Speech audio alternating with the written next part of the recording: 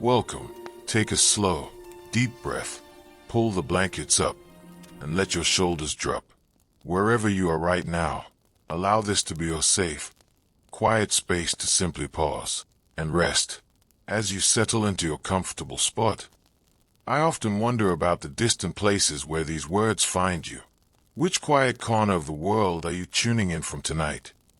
If you'd like, leave a gentle note in the comments sharing where you're resting in the world. It brings so much warmth to see how far our stories travel across the map each night to reach you. Imagine, if you will, the long, gray light of an English morning, filtering through thick velvet drapes into a bedchamber tucked deep within a grand London townhouse or countryside estate. It is roughly 6 o'clock in the morning, and the world outside is cold, quiet, and wrapped in a damp, clinging fog that smells faintly of coal smoke and river mist. Inside the room, however, a tiny hearth is already beginning to crackle softly. You do not hear the person who built it, for she came and went like a ghost while you were still lost in sleep, moving across the carpet with practiced, silent footfalls so as not to disturb the mistress of the house. There's a widespread, persistent modern myth, one that has lingered in our collective cultural memory for well over a century, that the wealthy Victorian woman spent her entire life floating in a state of soft, pampered paralysis. An elegant creature carved from porcelain, lounging upon a chaise lounge with a bottle of smelling salts near at hand, waiting passively for her husband to return from a city or parliament. We picture her reading light poetry, embroidering endless silk cushions, and occasionally fainting into the arms of a nearby footman whenever life became slightly too taxing. But if you were to step across the threshold of this cold morning room and observe the reality of her daily existence, you would quickly discover that this popular caricature is almost entirely false. The life of a wealthy gentlewoman in the 19th century was not a life of idle relaxation. It was, in truth, an unrelenting, highly structured, and often physically grueling job, a full-time profession for which she had been meticulously trained since childhood. She was not merely a wife or a decorative ornament. She was the chief executive officer of an intricate, expensive, and socially precarious domestic empire, and her workday began long before she ever set foot outside her private quarters. As you open your eyes under the weight of heavy down comforters, the room is chilly. The open fire built by the housemaid has begun to warm the air directly around the hearth, but the far corners of the bedchamber remain crisp and cold. A gentle knock sounds at the dressing room door. It is your lady's maid, entering with a steaming brass pitcher of hot water, a freshly ironed linen washcloth, and a small tray bearing a single cup of weak tea accompanied by a dry biscuit. This moment, this quiet 20 minutes in the early morning, is perhaps the only solitary time you will experience for the next 14 hours. There are no phones ringing, no urgent emails awaiting a reply, but the silence itself is pregnant with a different kind of pressure, the weight of expectations, social, moral, and physical, that begin the exact moment your feet touch the cold floral carpet. Before you can even begin to think about your responsibilities for the day, you must dress. And in the mid to late Victorian era, dressing was not a simple matter of slipping into a comfortable pair of trousers and a sweater. It was a complex, multi-layered ritual of architectural construction, one that required the assistance of another human being just to navigate. First came the chemise, a loose-fitting garment of fine white cotton or linen that fell to the knees, designed to absorb bodily oils and protect the heavy, unwashable outer fabrics from sweat. Over the chemise came the drawers, split at the crotch for practical reasons that Victorian etiquette books preferred never to mention in print. Next came the stockings, pulled smooth and held in place by silk garters fastened tightly above or below the knee. And then came the central pillar of the Victorian wardrobe, the corset. Modern stories would have you believe that every corset was laced to a terrifying 16 inches. causing women to collapse in breathless agony at every turn. But the reality was far more nuanced, and in many ways, far more interesting. While tight lacing certainly existed among fashionable young women eager to make a stir in London society, for the vast majority of gentlewomen, the corset served a very practical function.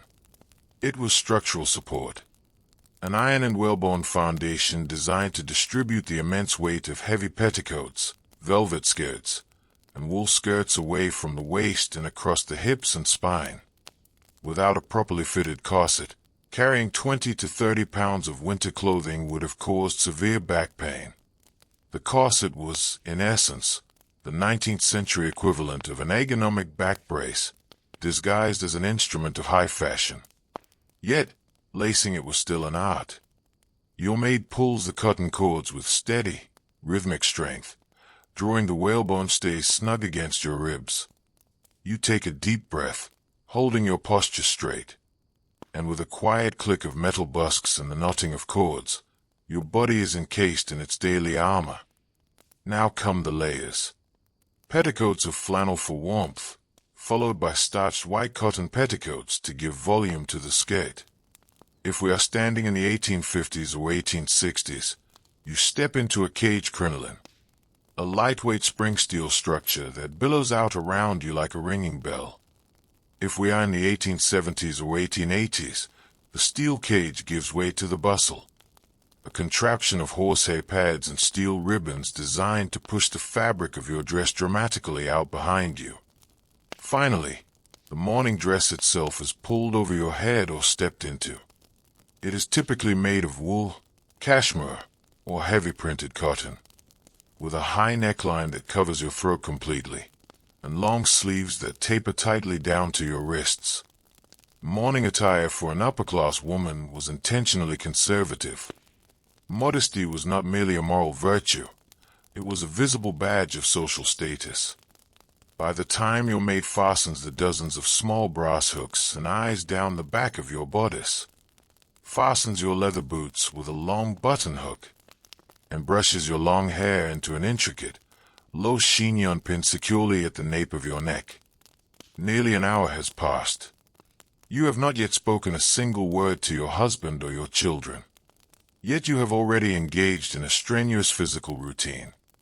You are now wearing roughly 15 pounds of fabric, steel, bone, and leather. Your posture is rigidly upright, enforced by the boning in your bodice. And you are ready to begin your working day.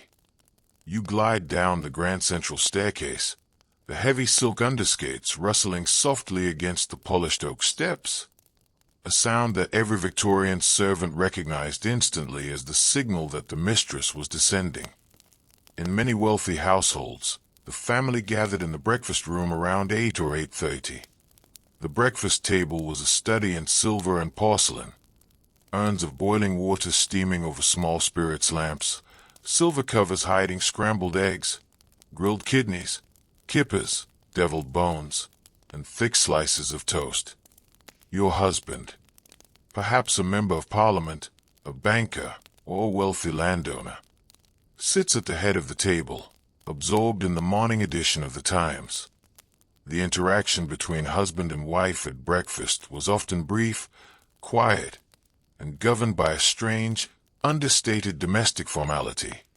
He leaves shortly after to catch his carriage or walk to his office, taking with him the public face of the family's authority. With the husband departed and the children safely in the nursery under the watchful eye of the nanny and governess, the real work of the mistress begins. This is the hour when the illusion of idle feminine leisure completely shatters.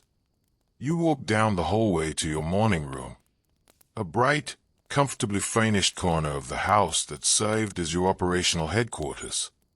You sit down at a wide mahogany writing desk, open a brass-bound leather notebook, and pick up the ring of brass keys that marks you, without question, as the commander-in-chief of the household. Polite tap sounds at the door. It is 9:30 in the morning, and the housekeeper, Mrs. Danvers, dressed in her perpetual uniform of rustling black silk, enters the room. In her hand, she carries the daily menu book and the household expense ledgers. This daily conference between the mistress and the housekeeper was a masterclass in executive management. To run a Victorian townhouse or country estate required supervising anywhere from 6 to 30 servants. Cook, kitchen maids, scullery maids, housemaids, parlor maids, footmen, grooms, coachmen, and stable boys. Every single one of these individuals required feeding, housing, wage management, and constant behavioral discipline. Together with the housekeeper, you must plan every meal that will be consumed in the house over the next 24 hours, including breakfast, luncheon, afternoon tea, and an 8-course formal dinner for 12 guests that evening. You must inspect the pantry accounts. Calculate how many tons of coal were burned in the kitchen range and bedroom hearths last week. Check the wine cellar inventory, and approve the purchase of fresh game, fish, vegetables, and exotic spices from local merchants. If a scullery maid has broken a porcelain dish, if a footman was caught drinking the master's sherry, or if the cook is demanding a new brass copper pan, it is your responsibility to make the final decision. If you manage the household poorly, your husband's wealth will leak away through waste, theft, and inefficiency. More importantly, a poorly run home reflected directly on your moral character and social standing. In Victorian society, an undisciplined house was seen as evidence of an undisciplined soul. By 11 o'clock, the domestic business is concluded, but your desk is far from clay. Now begins the grueling, relentless duty of correspondence. In an age before telephones, email, or instant messaging, the entire structure of Victorian high society was held together by handwritten letters. Sitting straight-backed in your chair, wrapped in your boned bodice, you pick up your dip pen, moisten the nib in a crystal inkwell, and begin to write. You must write dozens of letters every single morning. Invitations to upcoming dinner parties, formal acceptance or refusal notes for ball invitations, delicate inquiries regarding the health of an ailing aunt, letters of recommendation for former servants seeking employment, and subtle, carefully drafted letters of social diplomacy designed to maintain your family's place in the local hierarchy. Every word you write must adhere to strict, unwritten rules of social etiquette. The shade of ink, the quality of the paper, the exact wording of the salutation, and even the color of the sealing wax carried deep, hidden meanings. Black sealing wax was reserved exclusively for periods of mourning. Red or gold for formal business and social invitations. Pink or violet for intimate personal friends. A single grammatical error or sloppy ink blot could be interpreted as a grave insult or a sign of poor breeding. As you write letter after letter, your wrist aches. But there is no time to rest. For as noon approaches, the morning room routine comes to an end, and you must prepare for the next phase of your day. You return to your bedchamber, where your maid is already waiting with your visiting dress. Afternoon attire was more ornate, more expensive, and far less comfortable than morning wear. The fabrics were richer, heavy silk damask, brocade, or rich velvet, and the skirts were longer, often trailing small trains that had to be skillfully lifted whenever you walked across a dainty stone street. You replace your simple morning boots with delicate kidskin shoes. Pull on tight, butter-soft leather gloves that button all the way up your forearms, and strap on an elaborate bonnet trimmed with ostrich feathers, silk ribbons, and artificial flowers. Finally, you take up your calling card case. A small, exquisite box crafted from carved mother-of-pearl, tortoiseshell, or silver, containing dozens of small paper cards printed with your name. You step down to the carriage waiting in the cobblestone driveway. The footman opens the door, helps you lift your heavy silk skirts over the carriage wheel, and shuts the door behind you. As the horse-drawn carriage rattles over the cobblestones of London or along the muddy country lanes, you sit rigidly upright, careful not to crush your bonnet against the padded interior walls. The practice of paying calls between 3 and 6 o'clock in the afternoon was the ultimate battlefield of Victorian female society. It was an intricate, highly strategic game of social chess, masking cold ambition and fierce tribal politics behind a polite veneer of tea, small talk, and porcelain cups. When you arrive at the home of an acquaintance, you do not simply walk in and sit down. You present your calling card to the butler on a small silver tray. Hey, the geometry of the card itself speaks a silent language. If you have folded the top right corner of the card, it indicates that you came in person rather than sending a servant. If the top left corner is folded, it means you offer congratulations. If the bottom left, condolences. If the mistress of the house is not at home, a polite social euphemism that often simply meant she did not wish to see you. Your card is left on the tray, and you return to your carriage. If she is receiving guests, you are escorted into the drawing room for a visit that is strictly timed. Etiquette dictated that a formal call must last no less than 15 minutes, and no more than 30. To stay too short was an insult. To stay too long was a sign of desperate ill-breeding. Inside the drawing room, you take your seat on a high-backed armchair, balance a saucer of tea on your gloved knee, and engage in the art of harmless, non-controversial conversation. You discuss the weather, the upcoming musical evening, the health of mutual friends, or charitable bazaars. You must never speak of money, politics, religion, or personal gossip. Yet beneath this smooth, bland surface of polite conversation, intensely serious work is being done. You are gathering intelligence. Who has been invited to whose dinner party? Which young eligible bachelor is paying attention to whose daughter? Which family is experiencing financial distress? Through this network of afternoon visits, Victorian women controlled the social boundaries of their world. They decided who was included in high society, and who was cast out into social obscurity. By 5 o'clock, having made 6 or 7 calls across town, your mind is exhausted, your body is stiff from hours of sitting in boned corsets, and your throat is dry from polite small talk. You return home as the damp twilight settles over the city, gas lamps flickering to life along the chilly streets. Yet your day is far from over, for after a brief rest in your morning room, you must begin preparing for the grand finale of the Victorian day, the formal evening dinner.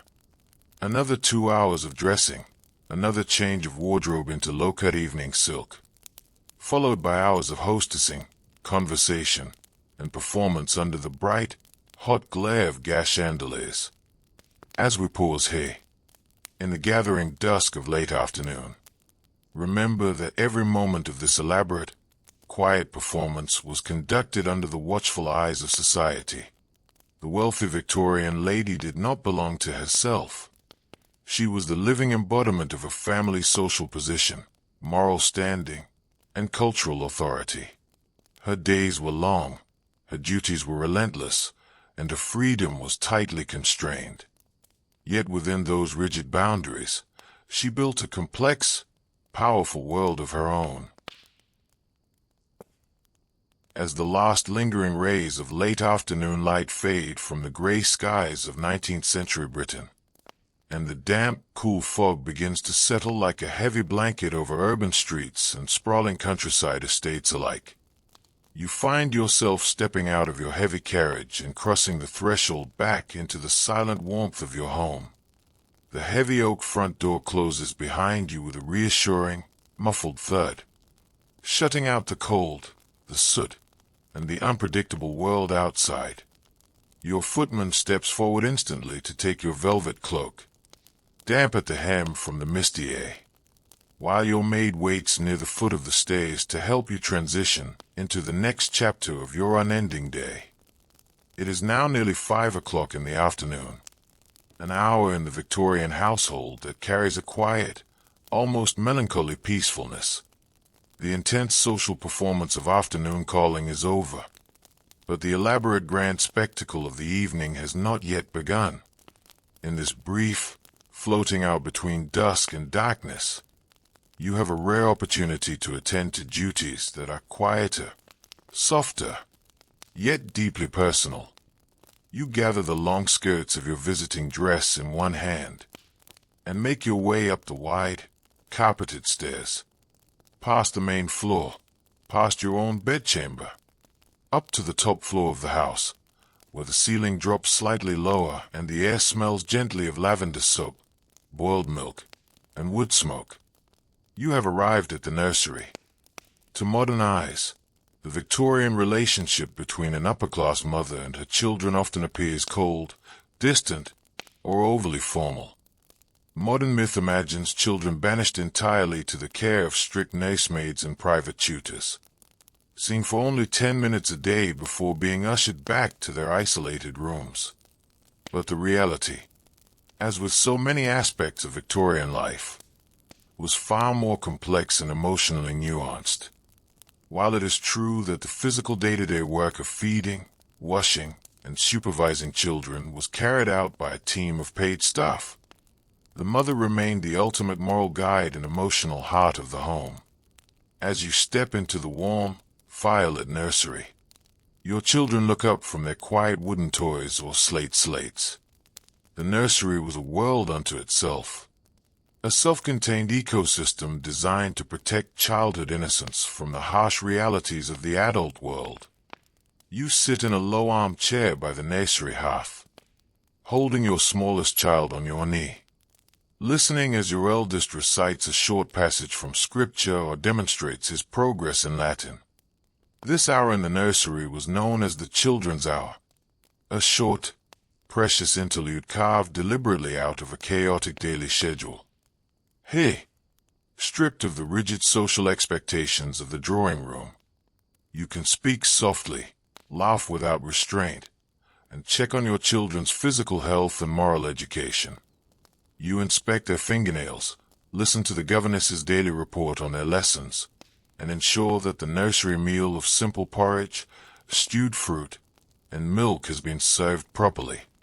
Yet, even in this cozy sanctuary, your role as the manager of the home never truly ceases.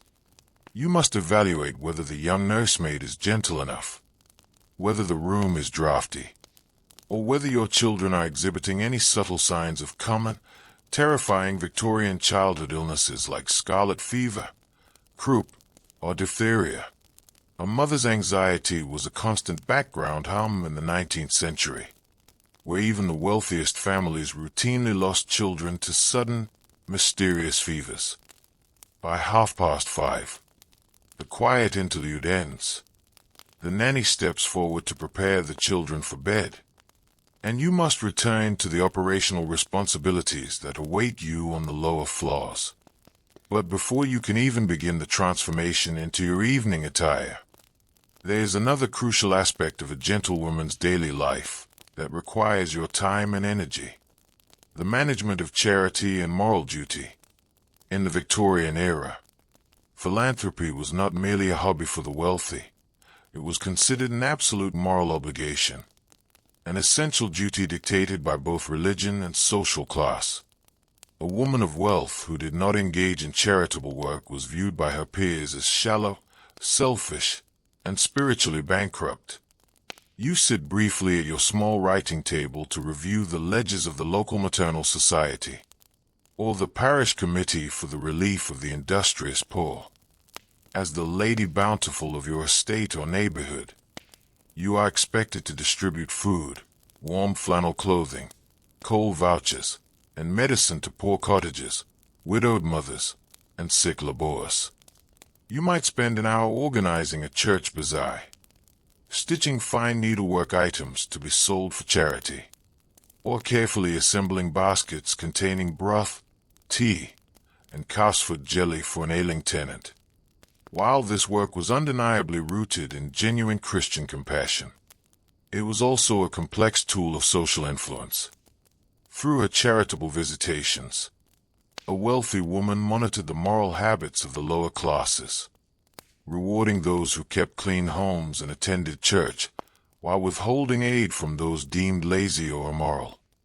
It was a subtle, powerful form of authority, allowing upper-class women to exert real administrative power in a society that denied them the right to vote or hold public office. As 6 o'clock approaches, the shadow of night fully envelops the house.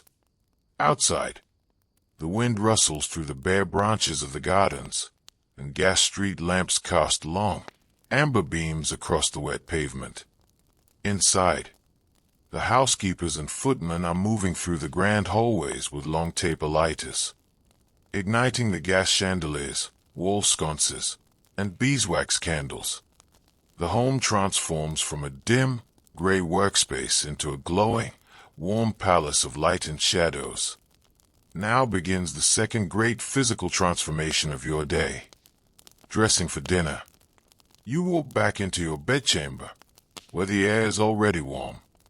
Your lady's maid has spent the last hour preparing the room, laid out your evening gown across the bed, filled the wash basin with warm, scented water, and lit the small alcohol lamps used to heat the heavy steel curling irons.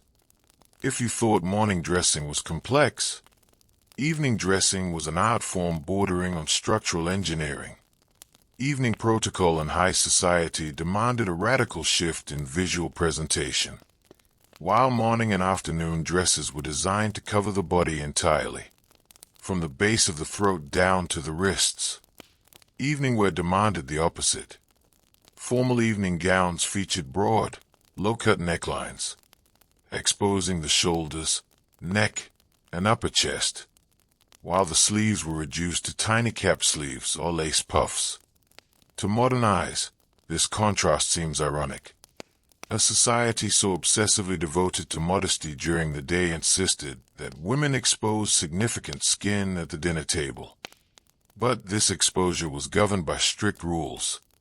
Skin had to be flawless, smooth, and adorned with the family's finest jewels, signaling to every guest at the table the wealth and social stature of your husband.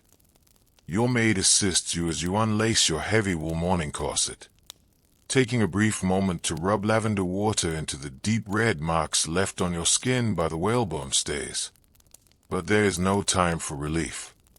For an even tighter, more rigid evening corset must take its place. This evening corset is cut lower at the bust to accommodate the wide neckline of your gown, and laced firmly to lift the chest and flatten the waist into the ideal hourglass silhouette of the era. Next comes the gown itself, constructed from stiff, costly fabrics like silk taffeta, brocade, or heavy satin, that rustle loudly with every slight movement you make. The skirt is immense, supported by a massive bustle or multiple starched silk petticoats, trailing a long, elegant train behind you that sweeps across the floor. Now comes the hair, which was perhaps the most labor-intensive part of the evening ritual. Victorian etiquette strictly forbade respectable women from wearing their hair down in public. Hair left loose was seen as wild, overly intimate, or mentally unstable. For the evening, your long hair must be painstakingly curled using hot iron tongs, brushed until it shines, and arranged into an intricate structure of loops, braids, and rolls stacked high on top of your head or resting gracefully at the nape of your neck. Your maid pins delicate white feathers, fresh orchids, or strings of real pearls directly into your hair, securing each element with dozens of dark iron hairpins. The process takes nearly an hour, during which you must sit motionless, holding your head perfectly still while the heat from the curling irons radiates against your scalp. Finally, the jewelry. Out come the velvet-lined mahogany boxes locked deep within the wall safe. Your maid lifts out sparkling diamond tiaras, heavy gold bracelets encrusted with rubies, or delicate pearl chokers. In the Victorian world, jewels were not merely personal decorations. They were portable capital, visual demonstrations of bank accounts, inheritance, and social triumph. You pull long, white kid-skin gloves over your hands and arms, stretching them all the way up past your elbows. Etiquette was absolute. A lady never sat down at a formal dinner table with bare hands or arms. The gloves were only unbuttoned at the wrist and tucked back under the forearms when the food was served. By 7:30, you stand fully assembled, wrapped in heavy silk, encased in whalebone, weighed down by jewels, ready to play the hostess. You step out of your bedchamber and walk down the grand staircase. The house below you is buzzing with quiet, controlled energy. In the entrance hall, liveried footmen in powdered wigs, silk stockings, and gold-trimmed coats stand at attention near the doorway, ready to receive your guests. Hostessing a Victorian formal dinner was the ultimate test of a gentlewoman's social skill, organizational prowess, and executive control. A single mistake, a cold soup, a clumsy footman, an incorrect seating placement, could become the talk of London clubs or country society for weeks, destroying years of careful social climbing in a single evening. You make a quick, final inspection of the dining room before the guests arrive. The long mahogany table is a breathtaking masterpiece of 19th century decorative art, covered in a pristine, snow-white damask tablecloth that has been pressed without a single crease. The table gleams under the intense light of a massive glass chandelier hanging from the ornate plaster ceiling. In the center sits a towering silver pan, an elaborate centerpiece overflowing with exotic hothouse flowers, fresh grapes, and candied fruits grown in your estate's heated glass conservatories. Flanking the centerpiece are crystal wine glasses, as many as 6 or 7 at each place setting, alongside heavy silver knives, forks, and spoons arranged in precise, symmetrical alignment. At 8 o'clock precisely, the heavy carriage wheels begin to crunch over the gravel driveway outside.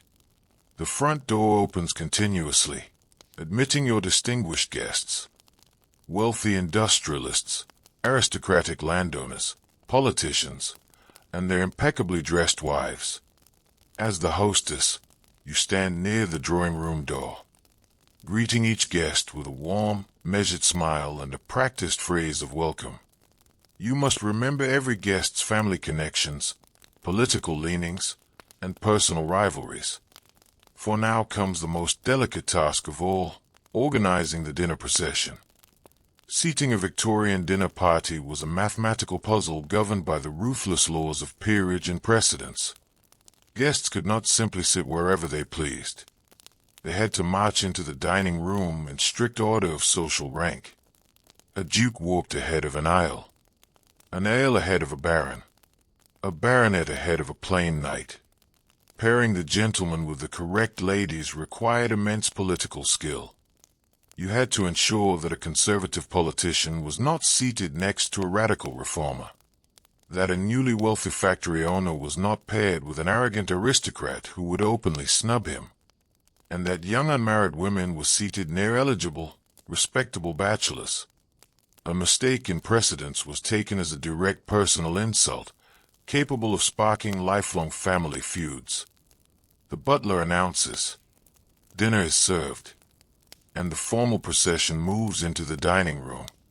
The guests take their places around the long table, the heavy velvet dining chairs held for them by attentive footmen. What follows is an exhausting 2 to 3 hour endurance test, consisting of anywhere from 8 to 14 distinct courses. The meal begins with clear turtle soup or thick barley broth, followed by poached salmon or turbot with rich butter sauces. Then come the entries: sweetbreads, roasted venison, rack of lamb, roasted pheasants, and savory pies, accompanied by exotic vegetables cooked until soft. Throughout this endless feast, you cannot simply relax and enjoy the food. You are the conductor of a complex human orchestra. You must monitor the pace of the meal, signaling the butler with a subtle nod of your head when it is time to clear the plates or bring out the next course. You must observe whether a guest's wine glass is empty, or whether a shy young lady is being ignored by her dinner partner. And then there was the famous ritual known as turning the table. Etiquette dictated that for the first half of the meal, the hostess must direct her conversation exclusively to the gentleman sitting on her right.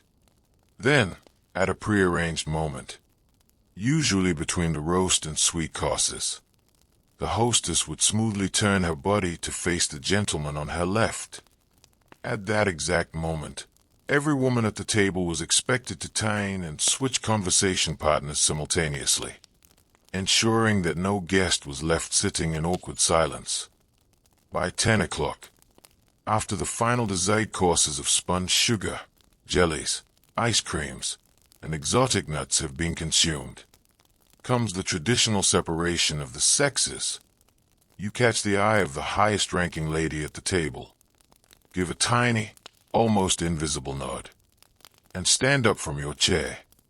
Instantly, every woman at the table rises, rustling their heavy silk skirts, and follows you out of the room. The gentlemen remain behind in the dining room, pulling out cigars, lighting pipes, and pouring glasses of heavy port wine, free at last to discuss politics, business, stock markets, and horse racing, subjects that were considered entirely unsuitable for fragile female ears.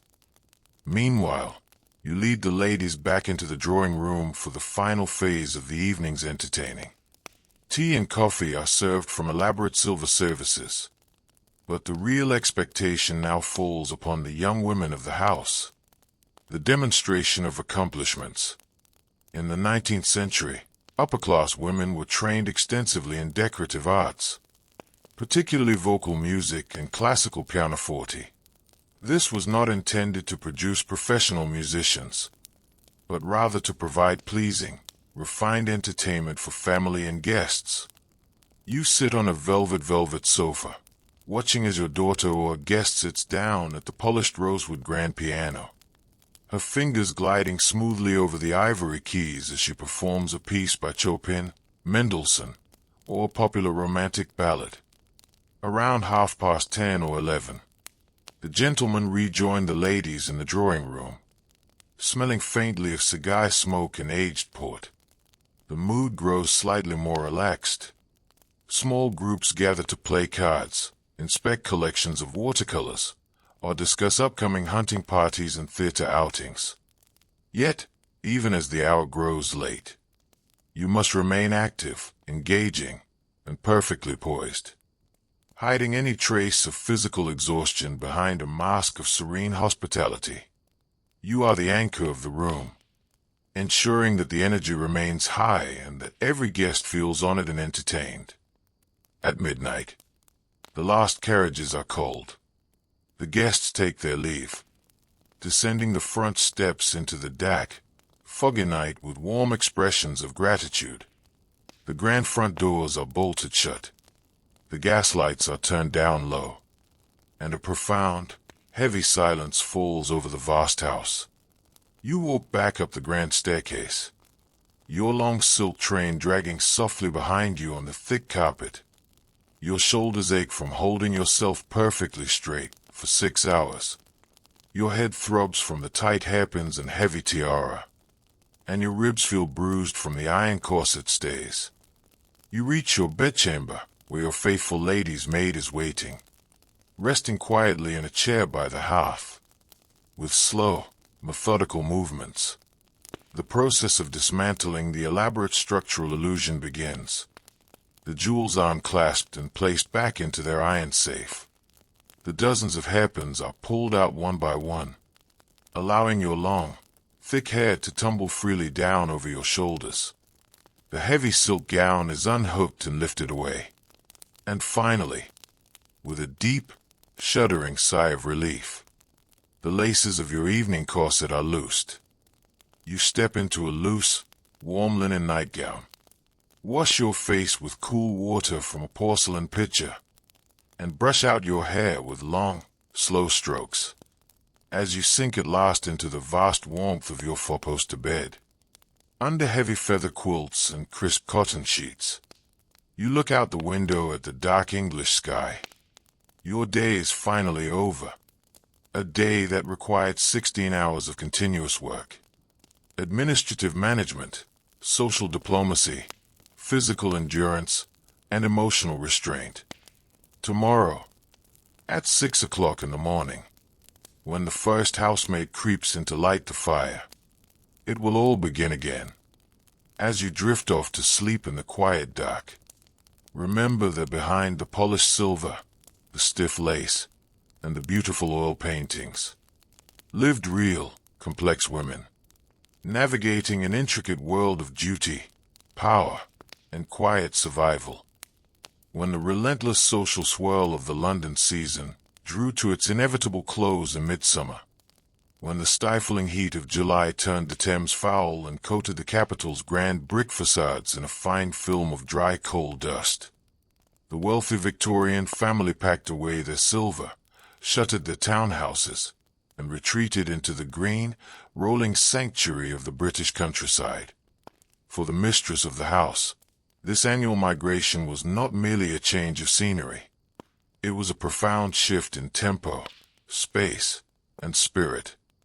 Imagine the slow, rhythmic clatter of an iron steam locomotive winding its way through misty green valleys, pulling first-class carriages upholstered in deep navy velvet, carrying your family, your favorite maid, your trunks of country tweeds and linen walking gowns, away from the suffocating scrutiny of Mayfair. As the train slows to a gentle halt at a quaint provincial station, smelling of wet timber and wild roses, you step down into the clean, damp air of the English provinces, where the sky feels vast, open, and blissfully quiet. A heavy carriage waits at the station gates, ready to carry you down winding country lanes arched over by ancient oak trees, until at last, through the wrought iron gates of the parkland, your ancestral country seat rises before you like a great stone island amidst an ocean of green grass. Whether an Elizabethan manor of dark brick and diamond-paned windows, or a sprawling neoclassical estate flanked by stone balustrades, the country house was the true spiritual anchor of the Victorian ruling class. Hey, fly away from the rigid, rectangular world of city pavements and 20-minute afternoon calls. The wealthy Victorian woman inhabited a vastly different kingdom. The boundaries of her life expanded from a narrow London townhouse to hundreds of acres of manicured gardens, timbered woodlands, hothouses, and tenant farms. Yet, make no mistake, while the country offered an intoxicating illusion of pastoral simplicity, it brought with it an entirely new, massive apparatus of domestic and social management. To run a Victorian country manor during the autumn and winter months was a monumental administrative undertaking. In London, a household of 12 servants might suffice. But in the country, the domestic army easily swelled to 30, 40, or even 50 souls. There were head gardeners overseeing teams of undergardeners, gamekeepers patrolling the vast pheasant woods, grooms and ostlers managing stable blocks filled with dozens of thoroughbred horses, dairymaids churning fresh butter at dawn, and laundry maids boiling linen in massive copper vats. You, as the lady of the manor, stood at the apex of this sprawling agricultural and social machine. Every morning, as the soft countryside mist clung to the glass of your high mullioned windows, you wrapped yourself in a warm woolen dressing gown and met with the estate steward and head gardener. You reviewed harvest reports, inspected accounts for winter firewood and coal shipments, planned the replanting of decorative flower beds, and orchestrated the logistics of feeding a small army of resident guests for weeks at a time. Yet, despite the sheer scale of the estate, life in the country offered wealthy women a precious, rare gift that London society fiercely denied them: physical freedom and a degree of delightful bodily comfort. In the country, the tyranny of rigid fashion loosened its grip. Gone were the low-cut evening silks, the heavy train skirts that brushed against dainty streets, and the delicate kidskin slippers. In their place, you stepped into sturdy leather walking boots with thick soles designed to tread through wet mud and heather. You donned walking skates cut sensibly 2 or 3 inches above the ground to avoid dew, sewn from warm Scotch wools, water-resistant twills, and rustic tweeds. Your morning corset was laced far more loosely to allow for long, deep breaths of mountain or meadow air. For many women, stepping into their country wardrobe felt like shedding a golden cage. Country mornings possessed a slow, luminous serenity. Breakfast in the country was remarkably informal compared to the strict protocol of town. There were no liveried footmen hovering behind every chair to pour your tea or hand you toast. Instead, the meal was served buffet-style along a massive mahogany sideboard glowing under the morning sun.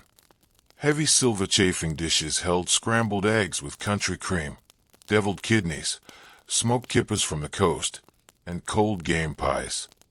Guests and family members wandered into the dining room at their own leisure between 8 and 10 in the morning, dressed in comfortable morning clothes, carrying their personal correspondence, or quietly perusing the country sporting papers.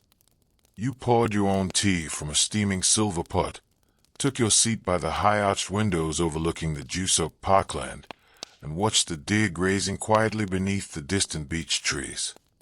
After breakfast, while the men gathered in the gun room to prepare for a day of shooting across the moors or went riding across the hills, you were free to retreat into one of the most remarkable architectural marvels of the Victorian era, the Great Glass Conservatory. The 19th century was the golden age of glass and iron engineering.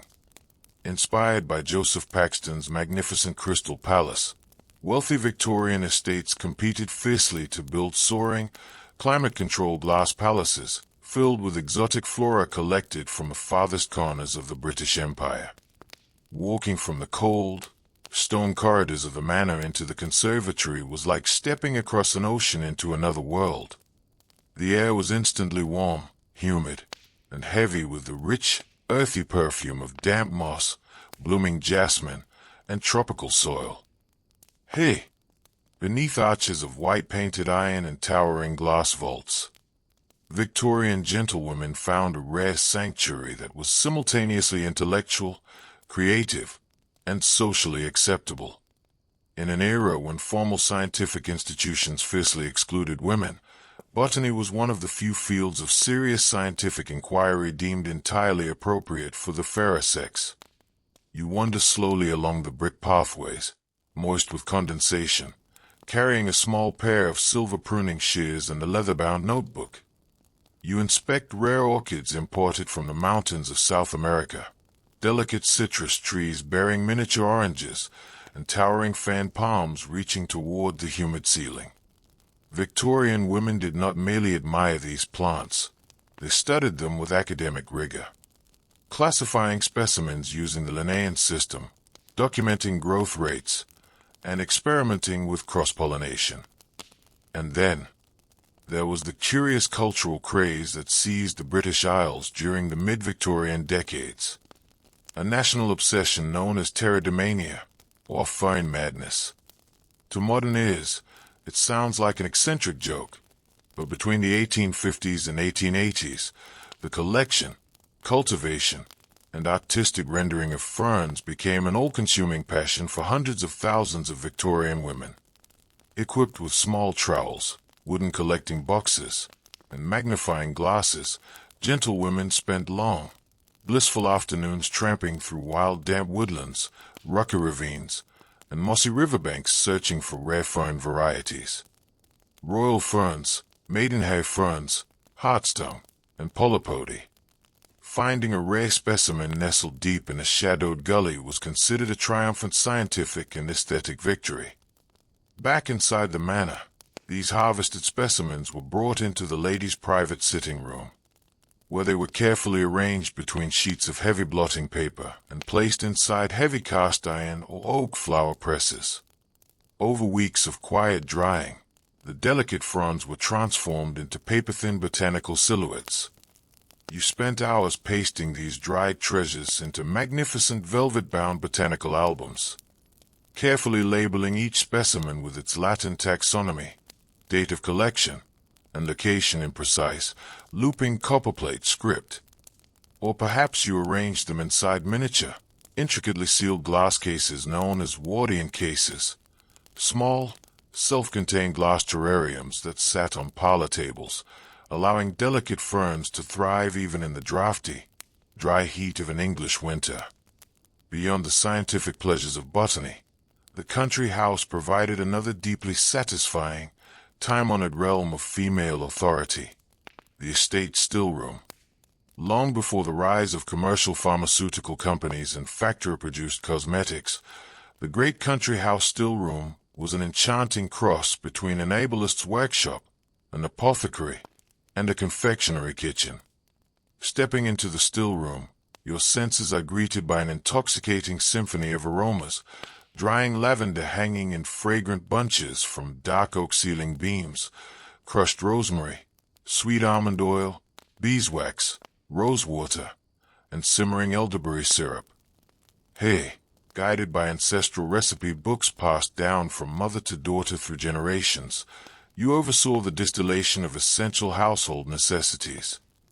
Using a small, polished copper alembic still over a gentle charcoal brazier, you distilled damask rose petals gathered from the summer gardens into fragrant waters used for washing and perfuming linen. You blended soothing cold creams made from sweet almond oil, spermaceti, and orange blossom water to protect the skin from harsh winter winds. You crafted potpourri from dried cloves, cinnamon bark, and lavender to keep the manor's heavy velvet drapes smelling fresh. And most importantly, you prepared traditional remedies for the estate's tenants and household staff, peppermint tinctures for indigestion, comfrey salves for bruised bones, and thick thyme honey syrups to soothe persistent winter coughs. In the still room, the wealthy Victorian lady was not a decorative figurehead. She was a skilled chemist, healer, and provider. As the afternoon unfolded and the midday mist burned off into a crisp, pale blue autumn sky, the social life of the country house shifted outdoors. If London was the theatre of the mind and tongue, the country house party was the arena of gentle physical recreation. On the sweeping emerald lawns behind the manor, guests gathered for games of croquet or archery. Archery, in particular, was wildly popular among Victorian gentlewomen. It was one of the very few physical sports where women could compete on equal terms with men, requiring balance, precision, upper body strength, and intense concentration rather than brute force. Standing on the manicured grass, holding a polished yew bow, your shoulders pulled back, taking aim at the distant straw target, you felt a sense of physical agency that was utterly forbidden in the crowded drawing rooms of London. Archery allowed women to stand tall, breathe deeply, and demonstrate physical prowess without violating the strict boundaries of feminine grace. Or perhaps the afternoon called for an open carriage drive across the estate. You climb into an elegant, lightweight pony phaeton, take the leather reins into your own gloved hands, and guide the horses along gravel carriage tracks that went through ancient beech forests and around shimmering ornamental lakes. Driving one's own lightweight carriage was one of the great quiet thrills of country life, giving a wealthy woman complete control over her speed, her direction, and her solitary contemplation of nature. On days when the relentless English rain drummed softly against the high stone windows and turned the parkland into a sea of grey mist, the country house turned inward, wrapping its inhabitants in an atmosphere of cozy, intellectual retreat. You would find yourself in the vast manor library, a magnificent room walled with floor-to-ceiling shelves of calfskin-bound books, smelling richly of aged paper, leather, and cedarwood. Hey, seated in a deep burgundy velvet armchair beside a roaring log fire, with a heavy knitted shawl draped across your lap. The hours slipped away in quiet, uninterrupted immersion. While women were rarely granted formal university educations, many wealthy Victorian women were voracious, passionate readers, devouring the latest novels of George Eliot, the Bronte sisters, and Charles Dickens, or quietly absorbing travelogues, philosophical essays, and historical treatises. At other times, A rainy afternoon was dedicated to the art of watercolor painting. Watercolor was considered the quintessential artistic medium for the Victorian gentlewoman. Light, clean, and portable. You would set up your small mahogany paint box on a table near the window, mixing cakes of Prussian blue, burnt sienna, and sap green with clear water from a crystal tumbler. You captured the moody drama of the storm sweeping over the distant hills, the intricate veining of an autumn leaf, or the quiet domestic charm of the library itself. These watercolor sketches were not painted for public exhibitions or commercial sale. They were intimate visual diaries, private records of a woman's inner emotional landscape and her deep, meditative observation of the natural world. During the grand autumn shooting parties, when dozens of aristocratic guests gathered for a week of country sport, the afternoon brought a delightful tradition, the outdoor shooting luncheon. Around 1 o'clock, the ladies of the house would set out in carriages or on foot to meet the gentlemen in a picturesque clearing deep within the woods. Far from a simple picnic, this was a lavish, multi-course feast served under a canvas pavilion or in a rustic stone hunting lodge. Footmen in sturdy country livery unpacked heavy wicker hampers laden with hot venison pasties, cold roasted pheasants, glazed hams, crusty loaves of freshly baked bread, and rich fruit tarts. Bottles of champagne were chilled in the icy waters of a nearby babbling brook. Sitting on folding camp stools or tartan rugs spread over dry bracken, ladies and gentlemen shared warm food and boisterous laughter in the crisp country air. When twilight descended over the estate, casting long, indigo shadows across the fields and bringing a biting chill to the air, the house party gathered inside the great hall. Evenings in the country lacked the stiff, exhausting formality of London dinner parties. While guests still dressed in elegant evening attire, the atmosphere was far more relaxed, playful, and intimate. After a hearty dinner of country estate game, farm-raised beef, and orchard fruits, the entire company moved back to the hall or the drawing room for an evening of lively communal entertainment. In the days before recorded music, radio, or cinema, the Victorian country house had to create its own joy. The evening was filled with parlor games that broke down social barriers, charades, tableaux vivants, where guests dressed in historical costumes from the estate's attic chests to recreate famous paintings or dramatic scenes, and spirited rounds of musical games. And as the night deepened and the candles burned low in their sconces, the company would pull their high-backed chairs close around the massive stone fireplace to engage in the quintessential Victorian country pastime, the telling of ghost stories. The 19th century was fascinated by the supernatural, by phantom coaches, haunted country rooms, and ancient family curses. In the flickering amber light of dying embers, with the wind howling softly down the massive chimney, tales of the spectral world sent delicious, safe shivers through the gathered company. By midnight, the laughter and ghost stories would fade into a comfortable, sleepy quiet. One by one, guests would take up their small silver chamber candlesticks from the whole table, light their tapers from the master flame, and climb the dark, creaking oak staircase to their respective bedchambers. You walk slowly down the long gallery toward your room, the small yellow flame of your candle casting dancing shadows across the oil portraits of your ancestors that lined the timbered walls. The house settles around you with quiet groans and creaks, an immense, breathing creature that you have successfully steered through another full, rich day. In your bedchamber, the fire has burned down to a mound of glowing crimson coals, filling the room with a deep, comforting warmth. You wash your hands with fragrant rosewater distilled in your own still room.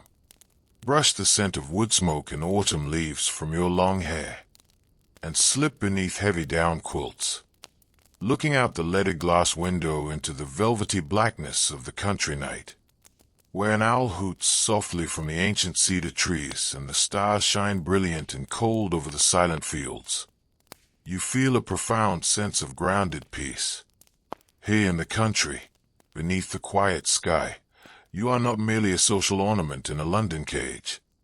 You are the protector of an estate, a student of the living earth, and the beating heart of a timeless world. As the gentle silence of the night wraps around you, close your eyes and let the peaceful rhythms of the ancient estate carry you deep into rest. There comes a moment in every Victorian gentlewoman's year when the relentless machinery of high society, the suffocating soot of London chimneys, and the crushing weight of domestic management begin to take an inevitable physical toll. You feel it first in the quiet heaviness of your eyelids at mid-morning, in the persistent, dull ache behind your temples, and in the tight, shallow breaths that seem unable to fill your lungs against the stubborn stiffness of your whalebone stays. In 19th century Britain, where cities were choked with dense coal smoke known as pea soupers, and where formal life offered virtually no personal privacy, illness was not merely a physical misfortune.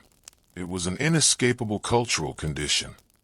To understand the daily life of the wealthy Victorian lady, one must first understand her quiet, private relationship with personal hygiene, health, and physical care. In popular folklore, we are often told that the Victorians were terrified of water, that they rarely washed and masked odors with heavy perfumes. But for the wealthy classes, nothing could be further from historical truth. While indoor plumbing and running hot taps were only gradually appearing in grand townhouses toward the final decades of the century, the daily ablution ritual of a gentlewoman was meticulously observed every morning and evening. You wake in the early dawn to find a shallow, tin or brass hip bath placed upon a protective oilcloth in the center of your dressing room. There were no steaming, hour-long bubble baths in our modern sense. Instead, your maid brings copper jugs filled with tepid rainwater, softened with small spoonfuls of borax or perfumed with delicate drops of rose water and lavender vinegar. You stand or crouch within the metal basin, washing yourself methodically from neck to toe using a coarse linen cloth, a soft natural sea sponge, and unscented Castile soap. Cold water was fiercely championed by 19th century medical authorities as the ultimate tonic for female nerves. Doctors believed that hot water weakened the delicate female constitution, producing hysteria, lethargy, and moral softness. Therefore, even in the dead of winter, when frost formed intricate, feathery patterns across the corner of your windowpane, you bravely splashed your face, chest, and arms with icy water from a porcelain basin. The shock was sharp and breathless, but it brought a flush of genuine color to your cheeks and braced your body for the long, rigid hours ahead. Yet, despite these Spartan morning washes and the endless supply of lavender pomades, wealthy Victorian women were frequently struck down by mysterious bouts of exhaustion, chronic melancholy, and debilitating headaches. In 19th century medical parlance, this condition was given many names: neurasthenia, chlorosis, or simply the vapors. Modern historians now recognize that much of this chronic suffering was the direct result of severe vitamin deficiencies, arsenic-laden green wallpaper, heavy lead cosmetics, indoor gas fumes, and the sheer physical constriction of internal organs caused by decades of tight corsetry. When the exhaustion became too profound to conceal behind a polite smile in the drawing room, a gentlewoman had recourse to one of the most fascinating cultural phenomena of the era, the art of invalidism. To be an invalid in Victorian high society was not a source of shame. On the contrary, it carried a strange, delicate prestige. A pale complexion, fragile nerves, and a quiet, bedridden retreat into a shaded room were viewed as proof of extraordinary refinement, spiritual sensitivity, and moral purity. For many women, trapped within the suffocating social obligations of dinner parties, calls, and patriarchal household control, retreating into invalidism was the only socially acceptable rebellion available. Upon your velvet fainting couch, draped in a soft cashmere shawl, smelling a cut-glass bottle of pungent-smelling salts or camphor, you could refuse all visitors without causing social offense. You could spend weeks reading poetry, writing intimate diaries, and resting in absolute silence, free from the relentless demands of the world. Eventually, however, the family physician is summoned to the house. The doctor, arriving in a formal black frock coat with a heavy gold pocket watch chain draped across his waistcoat, steps into your bedchamber with an air of grave authority. He checks your pulse, inspects your tongue, and listens to your complaints of palpitations, breathlessness, and low spirits. In an era when modern pharmaceutical science was still in its infancy, the Victorian physician's medicine chest relied heavily on botanical extracts, alcohol tinctures, and opiates. For mild pain or restlessness, he might prescribe a few drops of laudanum, a potent mixture of opium dissolved in alcohol, stirred into a glass of sweetened water. But for deep, chronic nervous exhaustion, the ultimate prescription was always the same: a complete change of climate, the restorative influence of sea air, and the invigorating embrace of cold salt water. And so, the massive machinery of domestic travel is set into motion. Packing for a Victorian health retreat was a logistics campaign of breathtaking scale. Sturdy leather trunks bound with brass corners were filled with weeks of clothing, woolen bathing gowns, heavy seaside cloaks, walking dresses of waterproofed serge, bonnet boxes, and cases of books. Accompanied by your lady's maid, you board the express train from London heading south toward the sparkling coastal waters of Brighton, Hastings, the Isle of Wight, or the dramatic cliffs of Scarborough. As the train clears the dense smog of the capital and rattles through the lush, open countryside of Sussex, you lower the carriage window slightly. The heavy, metallic smell of city coal smoke gradually gives way to something wild, fresh, and exhilarating. You catch the first unmistakable scent of the ocean: sharp sea salt, damp kelp, crushed chalk, and ozone.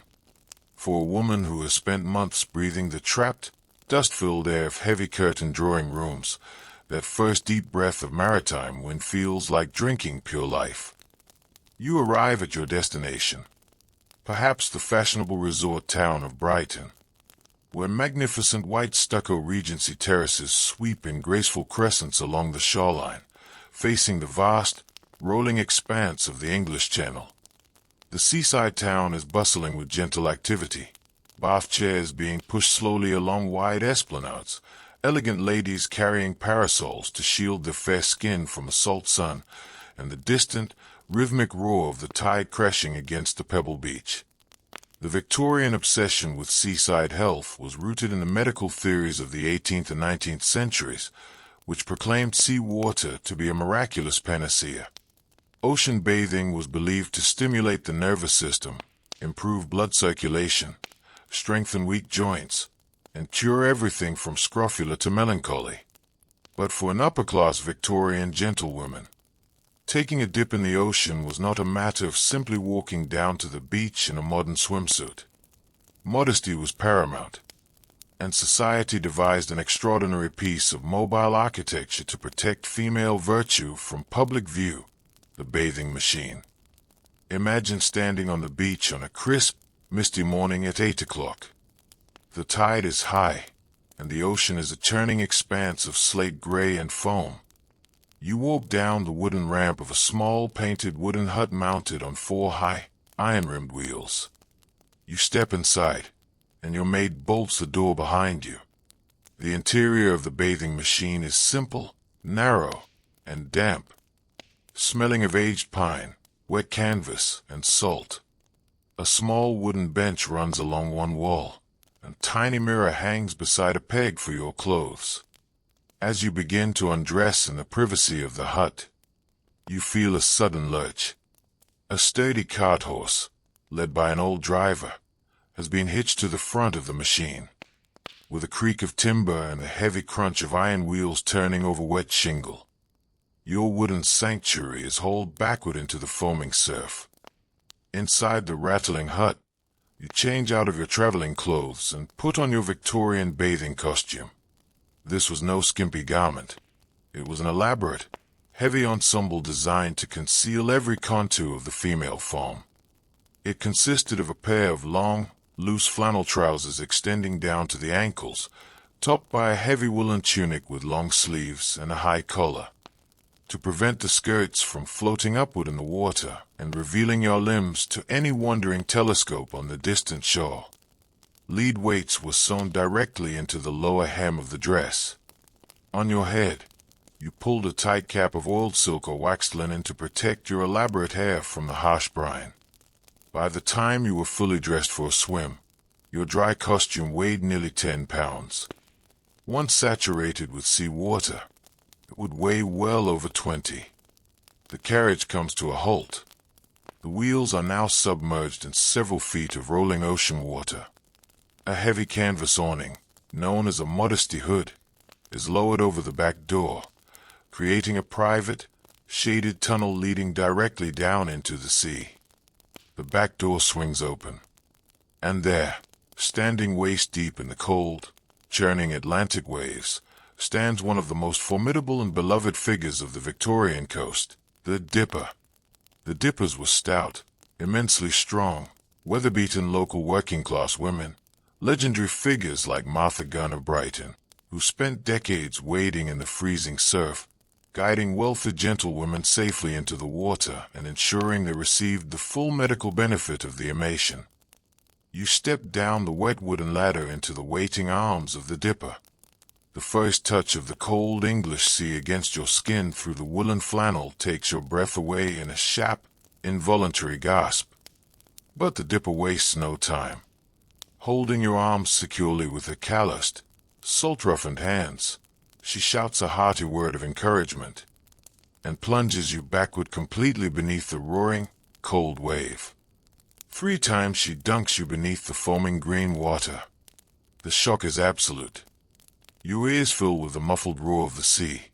The icy brine stings your eyes and tingles against your scalp. But as you emerge from the third plunge, gasping for air and wiping the salt from your lips, a sudden, miraculous wave of warmth rushes through your veins. Your heart beats with fierce, electric energy. Every dormant nerve in your body feels alive, tingling, and wide awake. After 10 exhilarating minutes in the surf, the Dipper helps you back up the ladder into the bathing machine. The door is bolted shut, and your maid instantly wraps your shivering body in a massive, rough linen sheet warmed over a charcoal burner. You vigorously rub your skin dry, drink a small cup of hot spiced wine from a silver flask, and dress back into warm, dry woolens. When the horse pulls the machine back up the beach and you step out onto the dry stones, you feel utterly transformed. The gray fog in your mind has vanished. The lingering headache is gone, replaced by a ravenous appetite and a deep, humming physical vitality that you haven't felt in years. The rest of the seaside day was devoted to gentle, restorative leisure. Around midday, you step out onto the great wooden pleasure pier that stretches hundreds of yards out into the sparkling sea. Walking along the pier or down the paved esplanade, you breathe in the bracing wind that billows through your skirts. If your strength is not yet fully returned, you can hire a bath chair, a wicker or leather 3-wheel chair with a folding hood, pushed smoothly along the flat promenade by a quiet attendant. From this comfortable perch, wrapped in a fur-trimmed carriage rug, you can watch the colorful sailing yachts tacking across the bay, listen to the brass band playing popular airs from the bandstand, and soak in the healing warmth of the coastal sun. In the afternoon, when the tide recedes to reveal vast stretches of wet sand, rocky tide pools, and glistening fields of seaweed, Victorian women engaged in another quiet scientific passion, algology, the collection and study of marine algae and seaweeds. Just as with the fine madness of the countryside, the seaside shore became an outdoor laboratory for intelligent gentlewomen. Armed with small wicker baskets, glass specimen jars, and wooden walking sticks, ladies combed through the tide pools, delicately harvesting ribbons of emerald green sea lettuce, crimson dulse, and intricate branches of goldenrod. They turned over wet stones to look for fossils and polished sea glass, inspired by famous female fossil hunters like Mary Anning. Back in your coastal lodgings or hotel suite, you spent peaceful afternoon hours floating your harvested seaweeds in dishes of fresh water, carefully slipping sheets of heavy white paper beneath them so that the delicate, fan-like fronds spread out into breathtaking, intricate patterns. Once dried and pressed, these marine specimens became permanent works of natural art, pasted into leather-bound seaside albums alongside notes recording the date, the phase of the tide, and the Latin classification of each plant. It was a meditative, quiet craft that allowed women to combine artistic precision with genuine scientific exploration. If the cold seacoast was not your chosen remedy, you might instead find yourself traveling inland to one of Britain's famous spa towns. Bath, Buxton, Harrogate, Leamington Spa, or the dramatic hills of Malvern. In these inland sanctuaries, health was pursued through the celebrated system of hydropathy, commonly known as the water cure. At grand hydropathic sanatoriums nestled deep within the green Malvern Hills, wealthy patients surrendered themselves to strict regimens of cold water therapy overseen by charismatic physicians. The daily routine was rigorous, monastic, and intensely cleansing.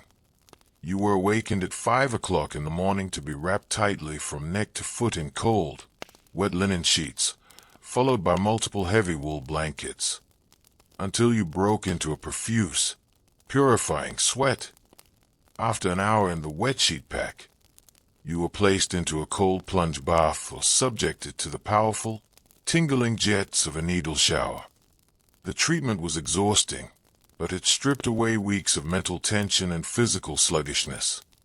Between water treatments, patients were forbidden from drinking tea, coffee, wine, or rich food. In their place, you were expected to drink 6 to 8 glasses of fresh, ice-cold spring water each day, carried from the hills in small glass tumblers. You took long, brisk walks along mountain paths before breakfast, breathing the crisp upland air, listening to the chime of sheep bells across the valleys, and feeling your strength return with every step.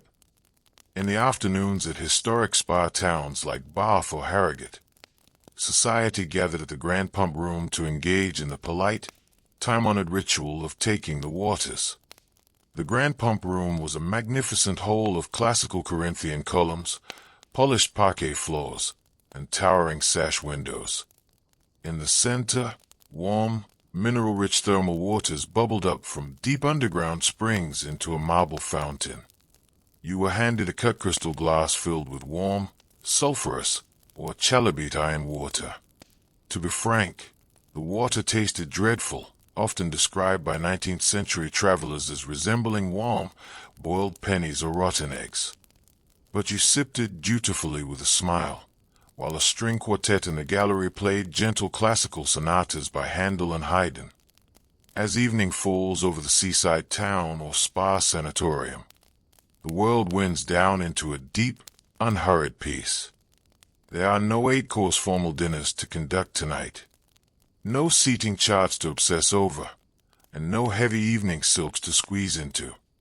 Dinner is light and simple: poached sole, steamed garden vegetables, freshly baked bread, and stewed pears with cream. After dinner, you sit in a comfortable armchair by the open sash window of your coastal drawing room. The gentle evening breeze carries the rhythmic, soothing murmur of the waves breaking upon the shore. You light a small brass reading lamp, curl your feet up under a soft woolen blanket, and spend the evening writing long, reflective letters to dear friends or losing yourself in the pages of a beloved novel. By 10 o'clock, you blow out the lamp and climb into a high bed lined with crisp, cool linen sheets that smell faintly of the sea breeze. You leave the heavy drapes drawn back, letting the pale silver light of the moon spill across the floor. Outside, The vast Atlantic tide rolls in with a slow, hypnotic rhythm, rising and falling like the steady breathing of the earth itself. In this quiet coastal haven, far from the suffocating demands of society, you have rediscovered your own body, your own breath, and your own stillness. As the rhythmic sound of the waves lulls you deeper and deeper into sleep, let every lingering worry drift away with the tide, into the peaceful, silent dark of the Victorian night. There is a particular, heavy hush that fell over a Victorian household when tragedy crossed the threshold. A silence far deeper and more suffocating than the ordinary quiet of a winter morning. In the 19th century, death was not hidden away behind the sterile, white walls of modern hospitals. It took place at home, in the center of the family bedchamber, surrounded by weeping relatives, fluttering candlelight, and the ticking of an old grandfather clock. And the moment a loved one drew their final breath, the entire architecture of the home shifted instantly into a somber, theatrical alternate reality. One directed, managed, and physically endured almost entirely by the women of the house. The protocol began within minutes of a passing. Servants moved quietly through every room on tiptoe, drawing heavy velvet curtains to plunge the house into permanent twilight. Grand gilded mirrors were draped in dark cloths or black silk, an ancient folk custom meant to prevent the wandering spirit of the departed from becoming trapped inside the silvered glass. Clocks were stopped at the exact minute of death, freezing time in a silent act of respect. And upon the heavy oak front door, a black wreath woven of dried boxwood, laurel, and dark crepe ribbons was hung to announce to the passing world that grief had established its court within. For the wealthy gentlewomen, this was the beginning of an extraordinary, exhausting cultural labyrinth known as Victorian mourning etiquette. When Prince Albert died of typhoid fever in December 1861, Queen Victoria famously plunged herself into a state of permanent, theatrical widowhood, wearing black for the remaining 40 years of her life and transforming private grief into a national aesthetic obsession. For every middle and upper-class woman in the British Isles, following the Queen's example was not merely a matter of personal sorrow, it was an absolute social command, a public audit of her moral depth, loyalty, and Christian devotion. The system of mourning was a rigid, mathematical hierarchy dictated by complex social manuals like Castle's Household Guide and the Queen magazine. Grief was measured in precise stages, fabrics, and calendar months, calculated strictly according to your degree of biological relationship to the deceased. If you were a widow, you were sentenced to 2.5 full years of mourning. For a parent, 1 year. For a child, 1 year. For a brother or sister, 6 months. And even for a distant cousin whom you had never met, you were expected to wear black for 6 weeks. Failure to observe these timelines down to the exact day was seen as scandalous evidence of cold-heartedness or moral rot. While men were permitted to return to their clubs and businesses after wearing a simple black armband or dark wool coat for a few weeks, women were required to transform their entire physical existence into a walking monument of sorrow. The first and most punishing phase of this ritual was first mourning, commonly called deep mourning. Lasting a full year and a day for a widow, this stage demanded total, uncompromising darkness. You were forbidden from wearing any fabric that possessed luster, shine, or texture. Silk, satin, and velvet were completely banned. In their place, your wardrobe was constructed entirely of heavy black wool, bombazine, and yards upon yards of Corto's black crepe. Victorian crepe was a bizarre, stiffened silk fabric that had been boiled in heavy chemical solutions, crimped with heated fluting irons, and dyed using potent mixtures of logwood, copperas, and toxic arsenic salts. It possessed a dull, dead, matte black finish that absorbed light like a black hole. It was also notoriously stiff, abrasive against bare skin, and emitted a sour, chemical stench when dampened by rain or perspiration. Worse still, The heavy dyes frequently rubbed off on the wearer's neck and hands, causing painful skin rashes, respiratory irritation, and chronic eye inflammation. Mourning was, in the most literal sense, a physically toxic endurance test.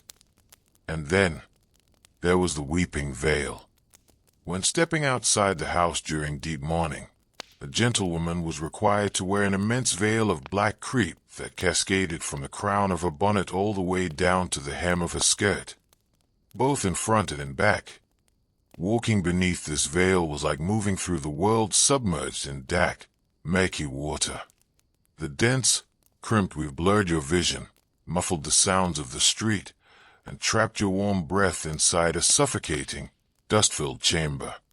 You could barely see the cobblestones beneath your feet, let alone the faces of acquaintances passing by. Yet, this total sensory isolation was precisely the goal. The veil was an impenetrable fortress of fabric, shielding the raw, private agony of the grieving woman from the intrusive stares of society, while warning the world that she belonged entirely to the realm of the dead. During this first year, a woman was completely dead to society. She was forbidden from attending dinners, balls, theaters, concerts, or social visits. She could not receive guests in her drawing room, save for her closest blood relations. Her entire world shrank to her bedchamber, her private sitting room, and solitary morning walks to the churchyard or state family crypt. Only after 12 long months had passed could she transition into second mourning. At this point, the suffocating crepe veil was shortened and pinned back behind the bonnet, allowing the face to be seen. The stiff crepe trimming on her skirts was gradually replaced with plain black silk, dull cashmere, and jet bead embroidery.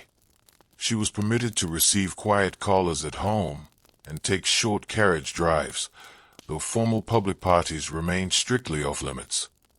Finally, after nearly 2 years of unbroken blackness, came the gentle, delicate dawn of half-mourning.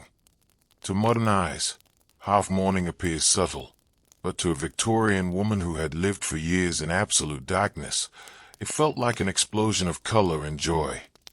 During half-mourning, which lasted 6 months, soft, muted colors were slowly, cautiously reintroduced to the wardrobe. You could step into gowns of delicate lavender, soft lilac, pale violet, dove gray, slate blue, or stark white with black piping. You could wear fine lace collars, silk ribbons, and polished gloves once again.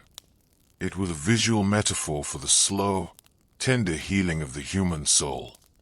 A gradual return from the shadows of the tomb back into the warm, vibrant light of the living world.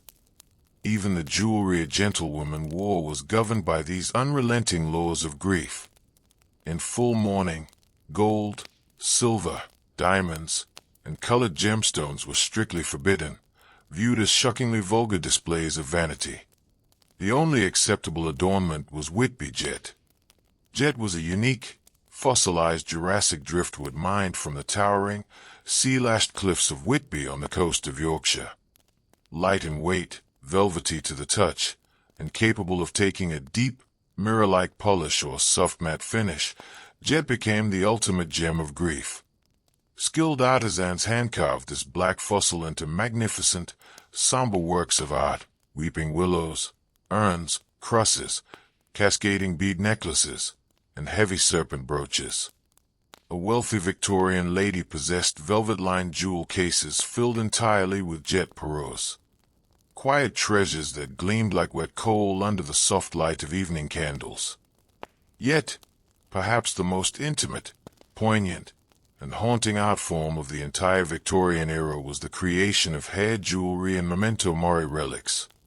In an age before digital video, voice recordings, or reliable color photography, a lock of human hair was the only physical piece of a departed loved one that would never fade, never rot, and never alter with the passage of centuries.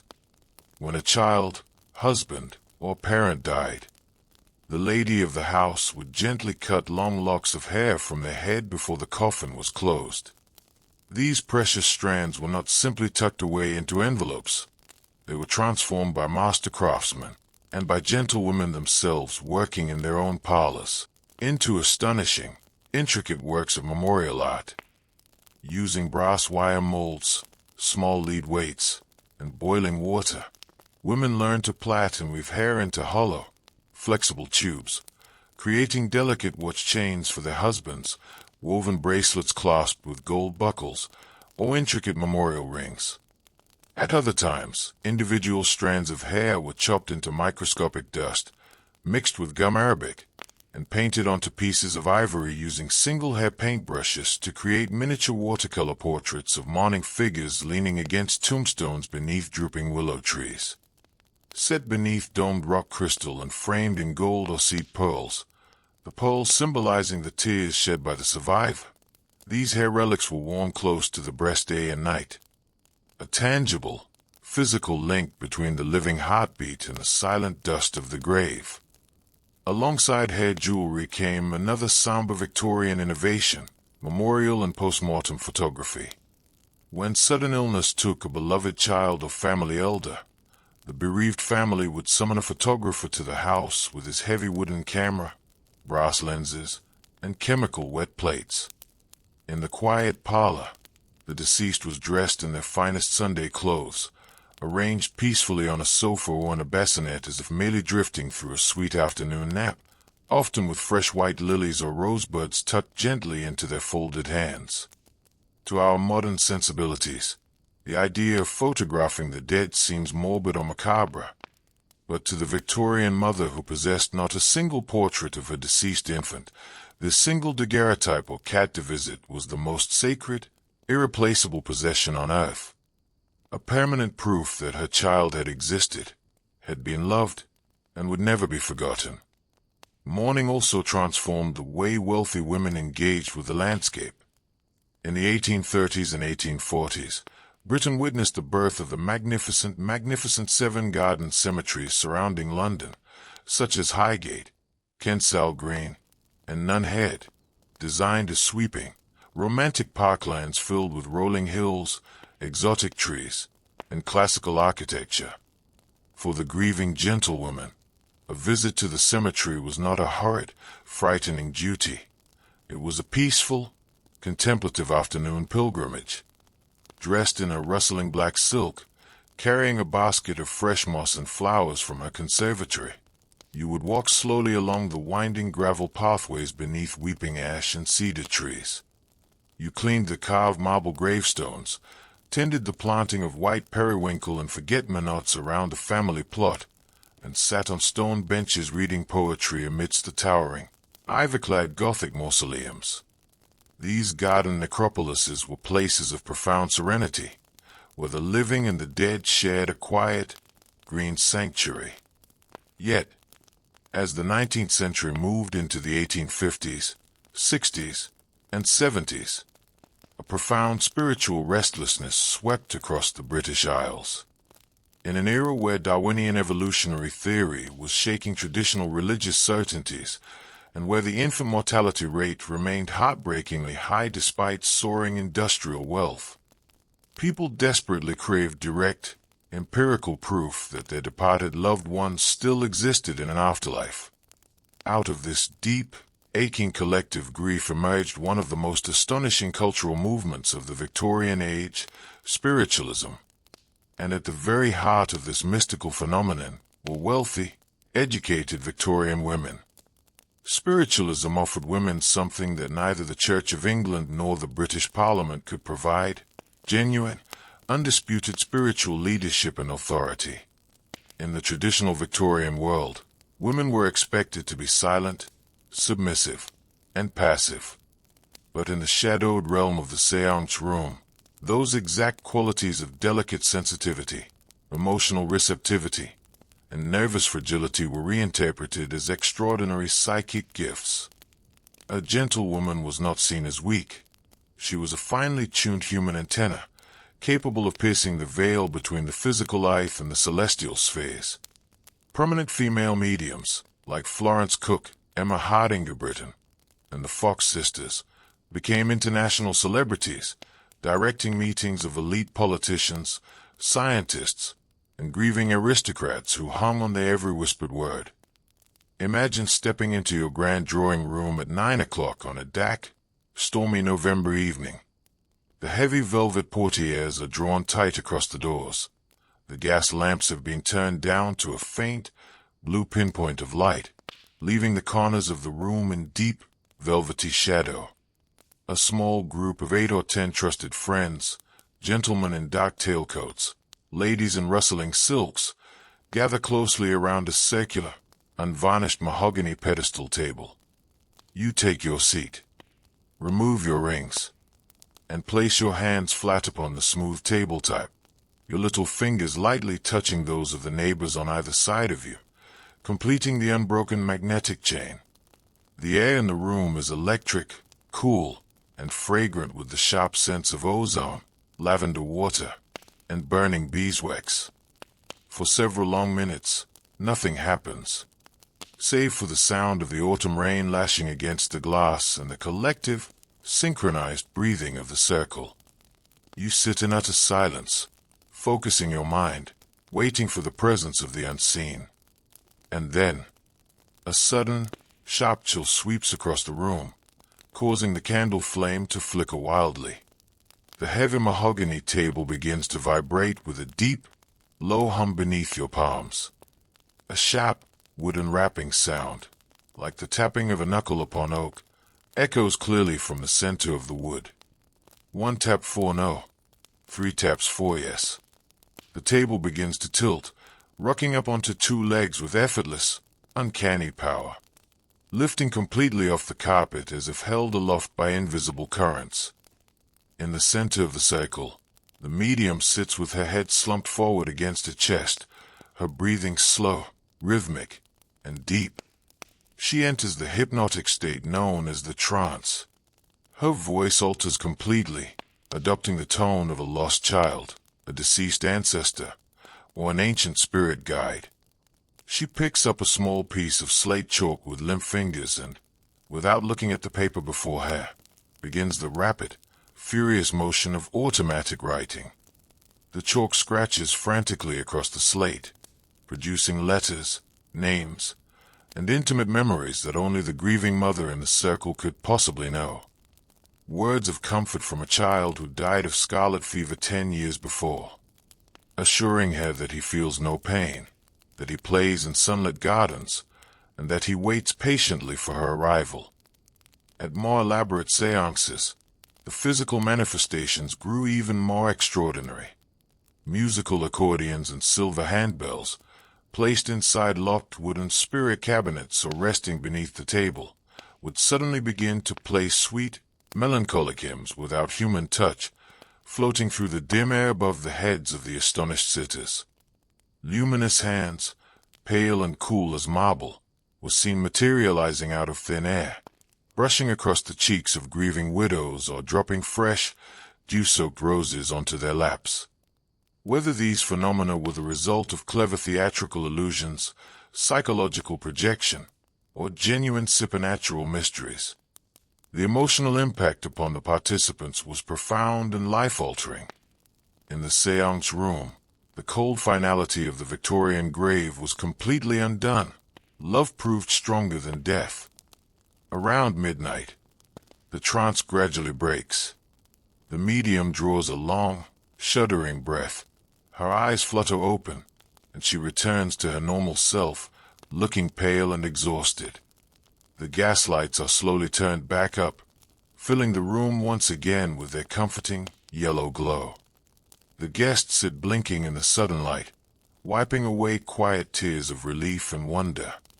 Footmen bring in trays of hot tea, small sandwiches, and glasses of fortified Madeira wine to revive the sitters' shaken nerves.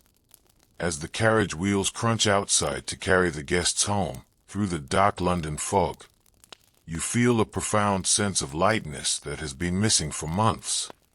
The crushing weight of sorrow has been transformed into a quiet, comforting hope. You slip into your bed, the fire burning softly in the grate, casting long, gentle shadows across the ceiling. Outside, the rain has ceased, and the midnight moon breaks through the scattering clouds, bathing the quiet English earth in a soft, silvery light. In this world of memory, shadow, and love, you close your eyes, feeling safe, anchored, and deeply at peace, knowing that the past is never truly lost, but forever held in the quiet chambers of the human heart. Let the quiet beauty of the night wrap around you, soothing your mind and carrying you gently into deep, restful sleep. If you were to step forward through the mist of time, moving from the rigid mid-century decades of iron hoops, strict mourning creep, and heavy mahogany into the golden, smoky twilight of the 1870s and 1880s, you would feel a subtle, yet profound change in the very air of Victorian Britain. A quiet revolution was sweeping through the drawing rooms, art galleries, and fashionable boudoirs of the wealthy. It was an era when the suffocating, heavy clutter of early Victorian domesticity began to give way to a passionate, almost religious devotion to beauty, artistry, and sensory delight. This was the dawn of the aesthetic movement, a cultural awakening that proclaimed art for art's sake. And at the absolute center of this magnificent visual transformation stood the wealthy Victorian gentlewoman. Imagine waking on a crisp, golden October morning in London. The heavy, dark velvet drapes of the past decades have been replaced in your bedchamber with soft, hand-block linen curtains patterned with winding honeysuckle and stylized willow boughs. As you step out of your bed and onto a warm Persian rug woven in indigo and saffron, you do not reach for the punishing, stiff corsets of your mother's youth.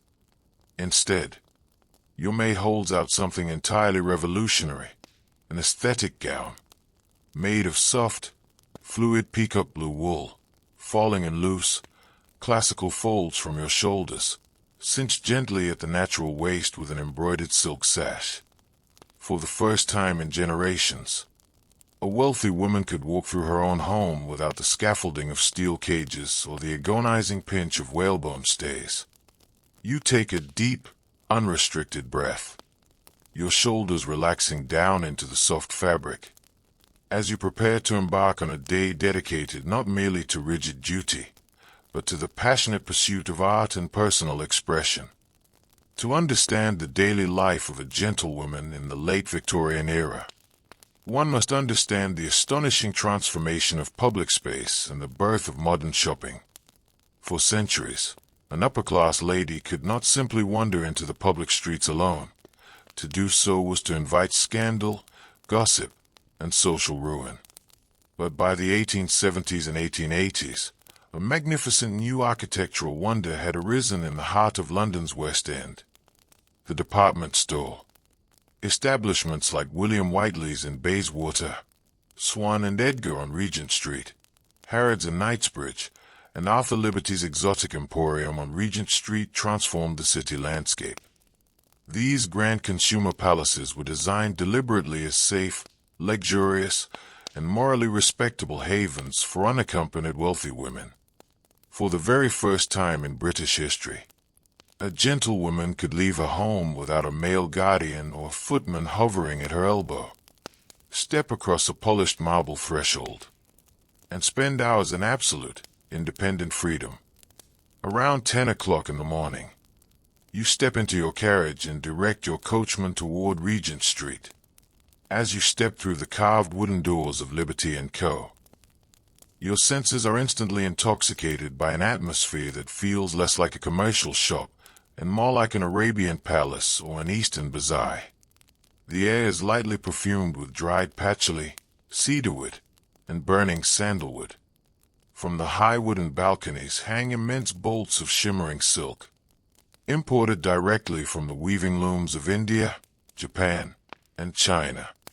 Silks in colors never before seen in industrial England: muted sage greens, dusty terracotta, faded saffron, deep peacock blues, and delicate pomegranate reds. These artistic colors, dyed with subtle vegetable pigments rather than harsh, toxic chemical anilines, became the definitive palette of the artistic elite. You spend a languid, unhurried hour running your gloved fingertips across these extraordinary textiles, feeling the cool, buttery smoothness of raw silk shantung, the delicate texture of hand-woven damasks, and the rich, plush pile of imported Turkish velvets. Behind polished glass counters, shop assistants dressed in impeccable dark suits present exquisite treasures for your home, carved ivory fans from Kyoto, hand-beaten copper bowls from Damascus, screens inlaid with mother-of-pearl, and delicate sprigs of iridescent peacock feathers. The department store was not merely a place of commerce, it was a sanctuary of comfort. Within its walls, stores introduced another revolutionary modern convenience, the ladies' tea room and private cloakrooms. Hey! Seated on wicker armchairs beneath potted palm trees, listening to the gentle splash of an indoor marble fountain, wealthy women could sit quietly for hours, sip Darjeeling tea from fine porcelain cups, read the latest issues of The Studio or The Queen, and meet female friends without a single chaperone in sight. By midday, your shopping purchases have been carefully wrapped in heavy brown paper, tied with green hemp twine, and marked for delivery to your townhouse by the department store's fleet of dark green horse-drawn vans. You step back into the cool autumn air, but your artistic pilgrimage is far from over. For the late Victorian gentlewoman was not merely a consumer of finished goods, she was the supreme architect, decorator, and curator of the domestic sanctuary. In earlier decades, home decoration had been a matter of displaying sheer, overwhelming wealth. Heavy, dark mahogany furniture, suffocating red damask wall coverings, layers of dust-trapping lace, and glass domes enclosing stuffed birds or wax fruit. But under the revolutionary influence of artistic visionaries like William Morris, John Ruskin, and Charles Eastlake, author of the wildly influential manual Hints on Household Taste, the Victorian home was reimagined as a temple of art, craftsmanship, and moral serenity. You direct your carriage toward the artistic quarter of Chelsea, driving down tree-lined streets where the brick walls of newly constructed Queen and style townhouses glow warmly in the afternoon sun. You arrive at a quaint antique shop tucked away on an embankment lane, stepping inside to indulge in the great, all-consuming passion of the aesthetic era, Chinamania. During the 1870s and 1880s, high society was seized by an insatiable, ecstatic obsession with collecting antique blue and white porcelain, particularly 17th and 18th century Kangxi and Nankin ginger jars, tulip vases, and willow pattern plates imported from China and Holland. Aesthetic philosophers like Oscar Wilde famously quipped that he found it harder and harder every day to live up to my blue china. But for wealthy women, collecting porcelain was a serious, deeply intellectual passion that required an expert eye for authentic glazes, potter's marks, and firing techniques. You spend a quiet, meditative half-hour carefully examining a 17th century Nankin ginger jar, holding the cool porcelain up to the window to inspect the deep cobalt blue glaze painted beneath the smooth, milky crackle of the surface. You negotiate the purchase with the shopkeeper, knowing precisely where this treasure will sit in your home, resting upon a dark, ebony-ized walnut overmantel, framed by peacock feathers and sprigs of dried goldenrod. When you return home in the early afternoon, you oversee the artistic rearrangement of your drawing room. The dark, suffocating wallpaper of the past has been stripped away, replaced with William Morris's iconic Strawberry Thief or Acanthus designs. Vibrant, swirling tapestries of birds, vines, and blooming flowers printed by hand from heavy pearwood blocks using natural madder and indigo dyes. You place brass and beaten copper sconces along the walls, designed to catch the flickering amber light of beeswax candles. On the polished oak floorboards, left bare rather than covered wall-to-wall with dusty carpets, you scatter hand-knotted tribal rugs from the Caucasus and Persia. In the corners of the room, you arrange towering brass jardinières filled with lush Boston ferns, fragrant white lilies, and curving dried sunflower stalks. The aesthetic drawing room was deliberately designed to engage all five senses. A harmonious-led visual landscape that offered a peaceful antidote to the cold, industrial iron and steam world grinding away outside your windows. Around 3 o'clock in the afternoon, the house grows quiet, and you retreat to your private morning room or conservatory to engage in one of the most prestigious artistic practices of the era, art needlework.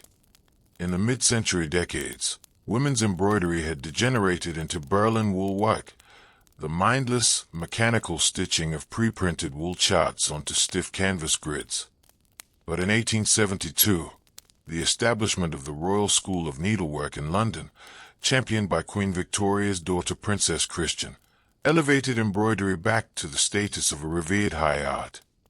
Master artists like William Morris, Edward Burne-Jones, and Walter Crane were commissioned to draw breathtaking, original botanical and allegorical designs specifically for gentlewomen to stitch in silk.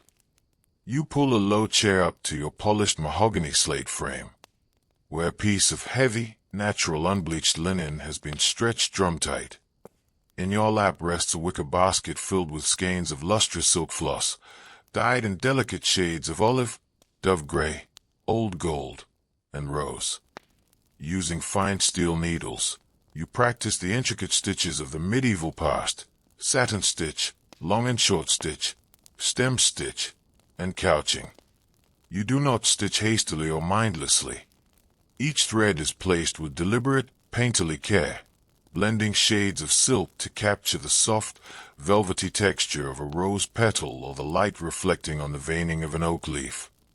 This art needlework was deeply meditative, allowing women to engage in serious artistic creation while spending quiet, uninterrupted hours in their own private thoughts. Alongside art needlework, late Victorian women pioneered another fascinating, imaginative craft that bridged personal memory and visual art: the Victorian scrapbook and decoupage album. With the explosive rise of color chromolithography in the 1880s, paper merchants began printing millions of vibrant, embossed die-cut scraps, intricate images of velvet pansies, robins perched on snow-dusted holly branches, classical angels, and romantic landscapes. Gentlewomen gathered these printed scraps, combined them with pressed leaves, seaweed specimens, and photographic cards to visit of family and friends, and pasted them into immense, leather-bound scrapbooks. Far from simple scrapbooks, these albums were astonishing surrealist collages and complex visual diaries. A gentlewoman might cut out a photograph of her husband's head and paste it onto the body of an illustrated beetle crawling across a giant painted mushroom, or paint intricate watercolor spiderwebs in gold ink that connected photographs of her children nestled inside blooming water lilies. In these albums, Victorian women exercised a playful, subversive, and wickedly clever sense of humor, reshaping the visual icons of their society into whimsical, private wonderlands of their own making. As 5 o'clock arrives, the afternoon transitions into one of the most delightful and famously scandalous rituals of the late Victorian era, the tea gown hour. Invented in the late 1870s, the tea gown was the ultimate garment of luxurious feminine rebellion. Made of sumptuous, flowing silks, velvet brocades, and cascading antique lace, the tea gown was constructed with absolutely no internal boning or structural corsetry.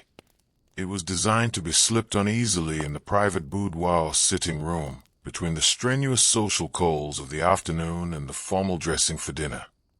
Etiquette strictly forbade a woman from wearing a tea gown in the presence of gentlemen outside her immediate family. It was considered an intimate, semi-undressed state. But among close female friends, the tea gown hour was an intoxicating sanctuary of relaxation. You slip out of your day clothes, step into a loose gown of moss green velvet lined with crimson satin. Let your hair hang in soft, natural waves pinned casually with a tortoiseshell comb, and recline upon a velvet chaise lounge in your private sitting room. As 2 or 3 intimate friends arrive, dressed in similarly fluid, artistic robes, Footmen bring in silver trays bearing steaming pots of smoky lapsang souchong tea, paper-thin cucumber sandwiches, and hot buttered crumpets. In this comfortable, uncorseted circle, the conversation flows with an ease and intellectual fire that was impossible in the formal drawing room. Hey, women discuss the radical new plays of Henrik Ibsen, the latest poetry collections of Christina Rossetti and Algernon Swinburne, the paintings of the Grosvenor Gallery, and the burgeoning political campaign for women's higher education and property rights. Beneath the soft silk and quiet laughter of the tea gown hour, a powerful, unspoken solidarity was taking root among educated women, sharing ideas, dreams, and visions of a modern world that was slowly beginning to take shape. On certain special evenings, your home would transform into an aesthetic salon. Unlike the stiff, rigid 12-course dinner parties of mid-century high society, an artistic salon was an evening of bohemian elegance and intellectual vibrancy. Guests arrived around 8 o'clock, a gathering of celebrated painters from the Royal Academy, poets, actors, classical violinists, and aristocratic patrons of the arts. The gas chandeliers were turned down low, and the room was illuminated entirely by clusters of tall, hand-dipped beeswax candles resting in hammered copper sconces. The air was rich with the scent of lilies and the soft, resonant chords of a cellist performing in the corner of the room. As the hostess of an artistic salon, you were not merely directing footmen, you were the intellectual spark of the gathering. You moved effortlessly among your guests, introducing a young Preraphaelite painter to a wealthy industrialist willing to fund his next mural, engaging a philosopher in a debate on the spiritual nature of color, or watching as a celebrated soprano performed a haunting folk song arranged by Brahms. In these salons, wealthy women wielded immense cultural power, deciding which artists were patronized, which ideas were discussed, and directly shaping the artistic tastes of the British Empire. And when charity called, the late Victorian gentlewomen channeled this creative energy into the magnificent spectacle of the aesthetic charity bazaar, transforming public halls into magical, theatrical wonderlands. Ladies constructed elaborate, historically accurate medieval villages, Venetian canals, or Japanese street markets out of wood, painted canvas, and floral garlands.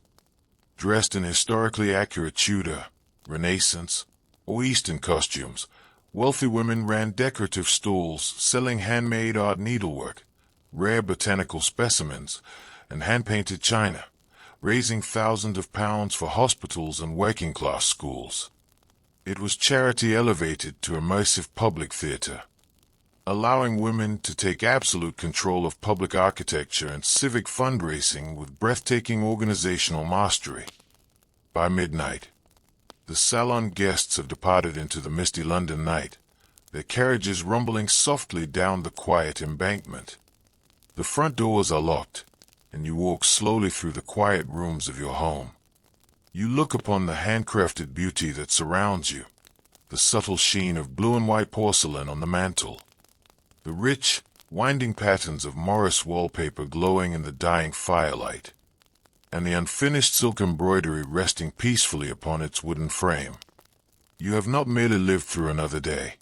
You have created a world of enduring harmony, balance, and visual wonder. You step into your bedchamber, where your maid helps you out of your velvet gown and into a soft, unbleached linen nightdress embroidered with delicate white ivy leaves. You extinguish the candles one by one, leaving only the soft, silvery light of the autumn moon streaming through the tall sash windows. Outside, the great city sleeps beneath its blanket of fog and stars. Inside, you sink into your feather mattress, surrounded by beauty, peace, and stillness, closing your eyes as the gentle rhythms of the night carry you effortlessly into a deep, restful, and dream-filled sleep. Rest now in the quiet glow of an age of art and wonder, letting every breath bring calm, ease, and gentle slumber. As we wander deeper into the fading decades of the 19th century, stepping quietly out of the mid-Victorian parlor with its heavy velvet drapes, ticking clocks, and strict morning rituals, and crossing into the misty, electric twilight of the 1890s. You can sense an unmistakable, vibrant hum vibrating through the cold London air. The long, solemn reign of the Queen was drawing slowly toward its close, and across the British Isles, the old certainties of the Victorian social order were beginning to soften, shift, and dissolve like sugar in hot tea. In the grand townhouses of Mayfair and the sprawling country estates of the Shires, the suffocating stillness of the past was giving way to a restless, exhilarating wind of change. You wake in the pale, golden dawn of an October morning, listening not to the silence of isolated domesticity, but to the distant, rhythmic clatter of milk wagons, the steady hiss of morning steam, and the faint, brand-new glow of highly incandescent electric lamps in the hallway outside your chamber. For decades, high society had insisted that a gentlewoman's proper domain was exclusively the private sphere, an enclosed, decorative sanctuary where she reigned as the spotless moral guardian of the hearth. But as the century turned its final corner, the doors of that gilded cage were not merely being unlocked. They were being boldly, quietly unhinged from within. This was the era that the popular press and satirical magazines, with no small amount of collective cultural panic, christened the dawn of the new women. To the conservative gentleman blustering behind the leather armchairs of Pall Mall clubs, she was a terrifying, subversive creature who dared to read political economy, demanded equal education, and rode mechanical contraptions through public parks. But to you, stepping across your bedroom rug in the crisp morning light, she was simply the natural evolution of a woman who had spent half a century mastering the complex administration of domestic life, and now sought to turn that intellect, discipline, and creative fire toward the wider world. You look past the ornate dressing tables and towering wardrobe trunks of your youth, and you notice how your morning ritual has quietly, subtly transformed. Gone are the days when getting dressed required 4 to 5 minutes of passive endurance while 2 maids hoisted layers of crinoline and tied 40 hooks down your spine. While formal dinners still demanded exquisite silks, your daytime wardrobe has adopted a sharp, elegant, and liberating practicality. Your maid brings you a tailored walking suit, often designed by pioneering female dressmakers or the forward-thinking house of Redfern. It consists of a crisp, high-colored white cotton shirtwaist, a dark woolen necktie, and a tailored jacket of fine navy serge, cut to flatter the figure without crushing the internal organs.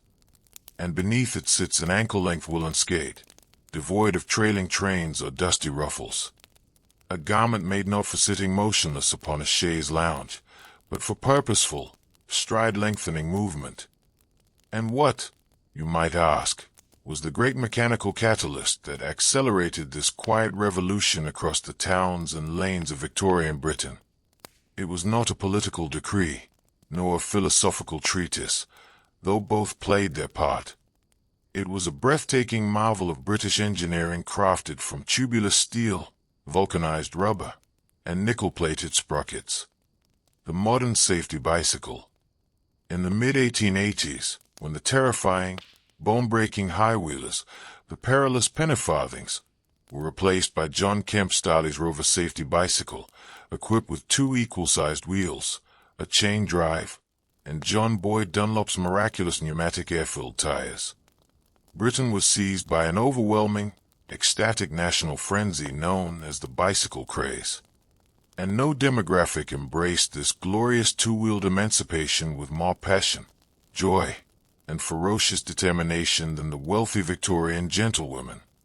Imagine walking down to your state's former carriage house or mews, where alongside the polished brooms and high-stepping carriage horses stands your most prized possession, a gleaming Humber or Swift lady safety bicycle, finished in lustrous black enamel with gold pinstripes, featuring an open, curved drop frame designed to accommodate skirts, a delicate woven cord skirt guard over the rear spokes, and a charming wicker basket strapped to the handlebars.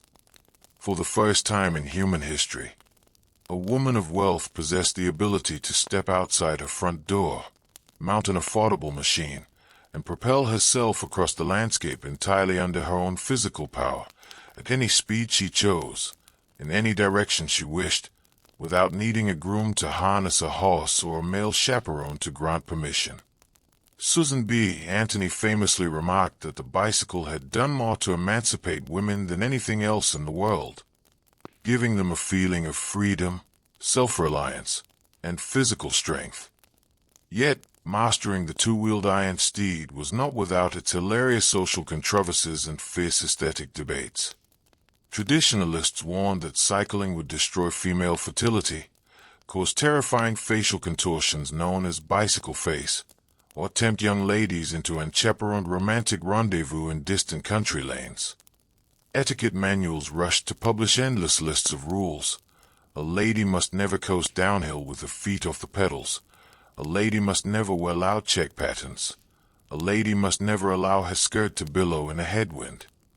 To solve the practical physics of pedaling without getting yards of wool tangled in the spinning gears, the boldest women embraced the principles of the rational dress society, slipping into divided skirts or elegant tweed knickerbockers topped by tailored gaiters. To traditional eyes, a woman in bifurcated garments was a shocking sight. But out on the open road, as the cool autumn wind whistled past your ears and the leaves swirled beneath your spinning tires, all social anxiety vanished into pure, intoxicating exhilaration. Every morning between 9 and 11 o'clock, Battersea Park in London was transformed into the undisputed social runway of the cycling elite. Hundreds of aristocratic women, accompanied by members of Parliament, fashionable artists, and duchesses, gathered along the wide, paved avenues flanking the River Thames to practice their turns, show off their tailored cycling jackets, and ride shoulder to shoulder in joyful camaraderie. Yet, the true magic of the bicycle lay not in city parks, but in the boundless countryside excursions it made possible. On a clear autumn afternoon, you and a close female companion could pedal away from the suburban fringe, leaving the smoky haze of the city behind as you glided silently through the golden lanes of Surrey or the rolling chalk hills of Kent. You carried a small leather toolkit, a brass bell that chimed like a silver coin, a vulcanized puncture repair kit, and a lightweight wool blanket strapped behind your saddle. After 10 miles of smooth, rhythmic exertion that set your heart pumping and brought a flush of healthy color to your cheeks, you dismounted beside a secluded meadow, resting your bicycle against the rough bark of an ancient beech tree. You sat on the grass, opened a silver thermos of warm tea, and listened to the gentle sighing of the wind through the golden canopy, experiencing a solitary, uninterrupted peace that would have been unimaginable to your grandmother. When the weather turned damp and the November rain drummed against the window panes, the late Victorian gentlewoman turned her intellectual curiosity toward another magnificent, burgeoning technical marvel of the fin de siècle, the art and science of photography. In the earlier decades of the century, photography had been a cumbersome, hazardous ordeal involving heavy wooden view cameras, dangerous bottles of explosive ether, and toxic baths of cyanide that required a professional darkroom wagon. But by the late 1880s and 1890s, the introduction of dried gelatin plates, portable hand cameras, and George Eastman's revolutionary roll film Kodak cameras brought the photographic medium directly into the hands of artistic amateurs. In grand country houses and fashionable town residences, wealthy women quickly claimed spare dressing rooms, walk-in pantries, or attic lumber rooms, transforming them into private photographic laboratories. Far from treating photography as a casual hobby, Victorian gentlewomen approached it as a rigorous synthesis of fine art, optical physics, and chemical alchemy. Step inside this private laboratory at 3 o'clock on a rainy afternoon. The heavy doors fitted with black felt draft excluders to banish every stray ray of daylight. The only illumination in the room emanates from a small, square safe-light lantern, fitted with deep ruby red glass, casting a warm, crimson, almost mystical glow across the slate countertops. The air is cool, still, and dense with the pungent, unmistakable sense of the chemical darkroom, the sharp, vinegary sting of acetic acid, the earthy metallic aroma of pyrogallic developing agents, and the sulfurous undertone of sodium thiosulfate fixing bath, affectionately known as hypo. Wearing a protective oilcloth apron over your tailored wool dress and pulling on thin rubber gloves, you carefully lift an exposed glass plate from its mahogany slide holder. Holding the cold, fragile glass by its edges, you slide it smoothly into a shallow white porcelain tray filled with amber developing solution. You rock the tray with a steady, hypnotic rhythm, watching intently beneath the red glow as a miraculous transformation occurs before your very eyes. Out of the milky, gray emulsion, dark silver grains begin to coalesce. Faint shadows deepen into sharp outlines, and the ghostly silhouette of a misty country landscape, a beloved pet deerhound, or a candid portrait of your daughter laughing in the garden slowly materializes upon the glass. Once fixed, washed in running rainwater, and dried in slotted wooden racks, these glass negatives were contact printed onto heavy albumin or platinum paper, producing photographs with breathtaking tonality, velvety deep blacks, and luminous, pearlescent highlights. Women like Julia Margaret Cameron, Clementina Horadin, and countless unnamed gentlewomen used this medium not merely to record passive family snapshots, but to create deeply symbolic, evocative works of allegorical portraiture, staging scenes from Arthurian legends, Shakespearean tragedies, and poetic dreamscapes. Yet, the expanding horizon of the late Victorian woman was not confined to her bicycle saddle or her private darkroom. It was claiming permanent, formidable territory in the very heart of public civic life, through the explosive rise of the London ladies' clubs. For over a century, the gentlemen's clubs of St. James's and Pall Mall had served as the exclusive, fortress-like epicenters of British male power, places where politics was forged, fortunes were wagered, and women were strictly forbidden from ever setting foot. But beginning in the late 1880s, wealthy women decided they would no longer sit waiting at home while their husbands lounged at the Carlton or the Reform. They founded their own grand, private institutional clubs, such as the Albemarle, the Alexandra, the Empress, and the fiercely intellectual Pioneer Club. Imagine stepping through the polished mahogany doors of the Pioneer Club in Mayfair on a brisk Thursday afternoon. You are greeted not by a male butler demanding to know your husband's business, but by a quiet female porter wearing a neat uniform. Inside, the club is a masterpiece of comfortable, dignified modernity. The great reading room is walled with thousands of volumes of history, philosophy, science, and jurisprudence, illuminated by green-shaded brass reading lamps.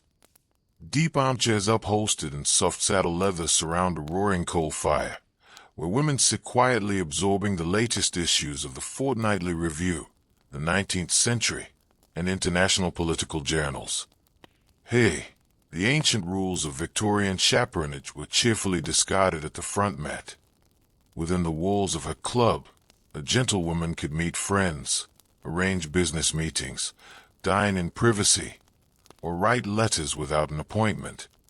She could order a strong pot of black coffee, enjoy an unchaperoned luncheon of cold salmon and white wine, and, to the eternal horror of traditional society, smoke a cigarette in the designated smoking lounge while discussing literature, art, and the pressing social questions of the empire. The discussions held in these private club drawing rooms were far from superficial parlor chatter. The late 1880s and 1890s witnessed the fierce, organized birth of modern social activism, led in large part by educated, wealthy women who recognized that private charity was no longer sufficient to solve the deep structural inequalities of industrial Britain. You would find yourself sitting in the club's lecture hall, listening to passionate debates on the Married Women's Property Acts, which finally allowed married women to legally own their own wages, inheritances, and real estate rather than surrendering everything automatically to their husbands. You listen to lectures on the campaign for female suffrage, the expansion of higher education at women's colleges like Girton and Newnham at Cambridge, and the urgent need for sanitary reform in working-class slums. For many women of wealth, this intellectual awakening led them directly across the sharp geographical boundaries of London, traveling out of the manicured, leafy squares of the West End and into the dark, labyrinthine alleys of the East End. Through the settlement movement, institutions like Toynbee Hall and Whitechapel and the Women's University Settlement in Southwark became outposts of radical empathy and practical sociology. Wealthy gentlewomen did not merely drop coins into collection plates from the safety of their carriages. They moved into these settlement houses for weeks or months at a time, living alongside factory workers, dock laborers, and immigrant families. Dressed in simple, durable serge skirts and warm woolen cloaks, you walk through the damp, narrow courts of the East End, carrying ledgers to document overcrowding, tenement hygiene, and child labor. You established free kindergartens for the children of working mothers, organized evening reading clubs and musical societies for young factory girls, and taught adult literacy classes in drafty parish halls. More radically, wealthy women lent their organizational genius, financial resources, and social connections to support highly working-class labor movements. During the famous London match girls' strike of 1888, upper-class reformers helped young female factory workers organize, publicize their horrific working conditions and exposure to toxic white phosphorus, and secure higher wages and safer workshops. Domestic management had expanded into civic leadership. The lady of the manor had become an architect of the modern welfare state. Yet, alongside this pragmatic, forward-looking social activism, the late Victorian mind harbored a deep, fascinating undercurrent of mystical yearning and esoteric curiosity. As the century wound down toward its end, the Victorian obsession with spiritualism evolved into something deeper, more philosophical, and intellectually complex: the study of the Western mystery tradition, theosophy, and ceremonial magic. In the 1890s, wealthy, cultured gentlewomen were drawn in extraordinary numbers to the Hermetic Order of the Golden Dawn, a secret society dedicated to the study of the Kabbalah, ancient Egyptian mythology, alchemy, astrology, and ceremonial ritual. Unlike the established church, which relegated women to quiet pews, the Golden Dawn treated men and women with absolute, unquestioned spiritual equality. Distinguished women held the highest offices of authority within the order. Figures like the brilliant artist Moina Mathis, the pioneering actress and activist Florence Farr, and the wealthy theatrical patron Annie Hahnemann, who financed the creation of modern avant-garde theatre in Dublin and Manchester. Yet, alongside this pragmatic, forward-looking social activism, the late Victorian mind harbored a deep, fascinating undercurrent of mystical yearning and esoteric curiosity. As the century wound down toward its end, the Victorian obsession with spiritualism evolved into something deeper, more philosophical, and intellectually complex: the study of the Western mystery tradition, theosophy, and ceremonial magic. In the 1890s, wealthy, cultured gentlewomen were drawn in extraordinary numbers to the Hermetic Order of the Golden Dawn, a secret society dedicated to the study of the Kabbalah, ancient Egyptian mythology, alchemy, astrology, and ceremonial ritual. Unlike the established church, which relegated women to quiet pews, the Golden Dawn treated men and women with absolute, unquestioned spiritual equality. Distinguished women held the highest offices of authority within the order. Figures like the brilliant artist Moina Mathis, the pioneering actress and activist Florence Farr, and the wealthy theatrical patron Annie Hahnemann, who financed the creation of modern avant-garde theatre in Dublin and Manchester. Imagine stepping into a hidden sanctuary tucked within an unassuming London townhouse at 9 o'clock on a stormy autumn evening. The room is draped in deep indigo velvet, illuminated only by beeswax candles burning in heavy brass tripods. Astrological charts and intricately drawn diagrams of the tree of life hang upon the walls, glowing softly in the amber light. You take your place within the circle, wearing a long ceremonial robe of pure white linen with an embroidered sash of crimson and gold. You participate in solemn, beautiful rituals designed not to contact ghosts for fortune-telling, but to expand the human consciousness, master the symbolism of the tarot, and attune the spirit to the eternal archetypes of the universe. In these esoteric societies, late Victorian women found an intellectual playground that bridged high art, psychological depth, and ancient folklore. Working shoulder to shoulder with visionary poets like William Butler Yeats and finding a profound sense of personal power that society had long denied them. When the ritual concludes and the night winds down, you return home through the quiet streets. The city is dark, vast, and peaceful.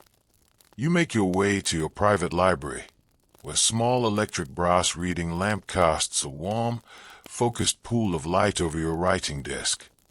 You sit in a comfortable armchair, listening to the soft ticking of the clock and the gentle murmur of the city settling into slumber outside. You look at the desk before you, the notebooks filled with socio-political essays, the glass photographic negatives resting in their wooden drying racks, the brass bicycle bell sitting on the corner of the shelf, and the open volumes of philosophy and modern literature. In the span of a single generation, the world of the wealthy Victorian woman had expanded exponentially. She was no longer merely the passive angel in the house, bound by the corset strings of tradition and confined to the narrow perimeter of morning calls and dinner seating charts. She had become a photographer, a cyclist, an organizer, an intellectual, and a visionary builder of a new century. You turn off the desk lamp, letting the soft, natural moonlight wash over the quiet room through the high window panes. You walk into your bedchamber, where your bed awaits with cool, crisp linen sheets and down pillows.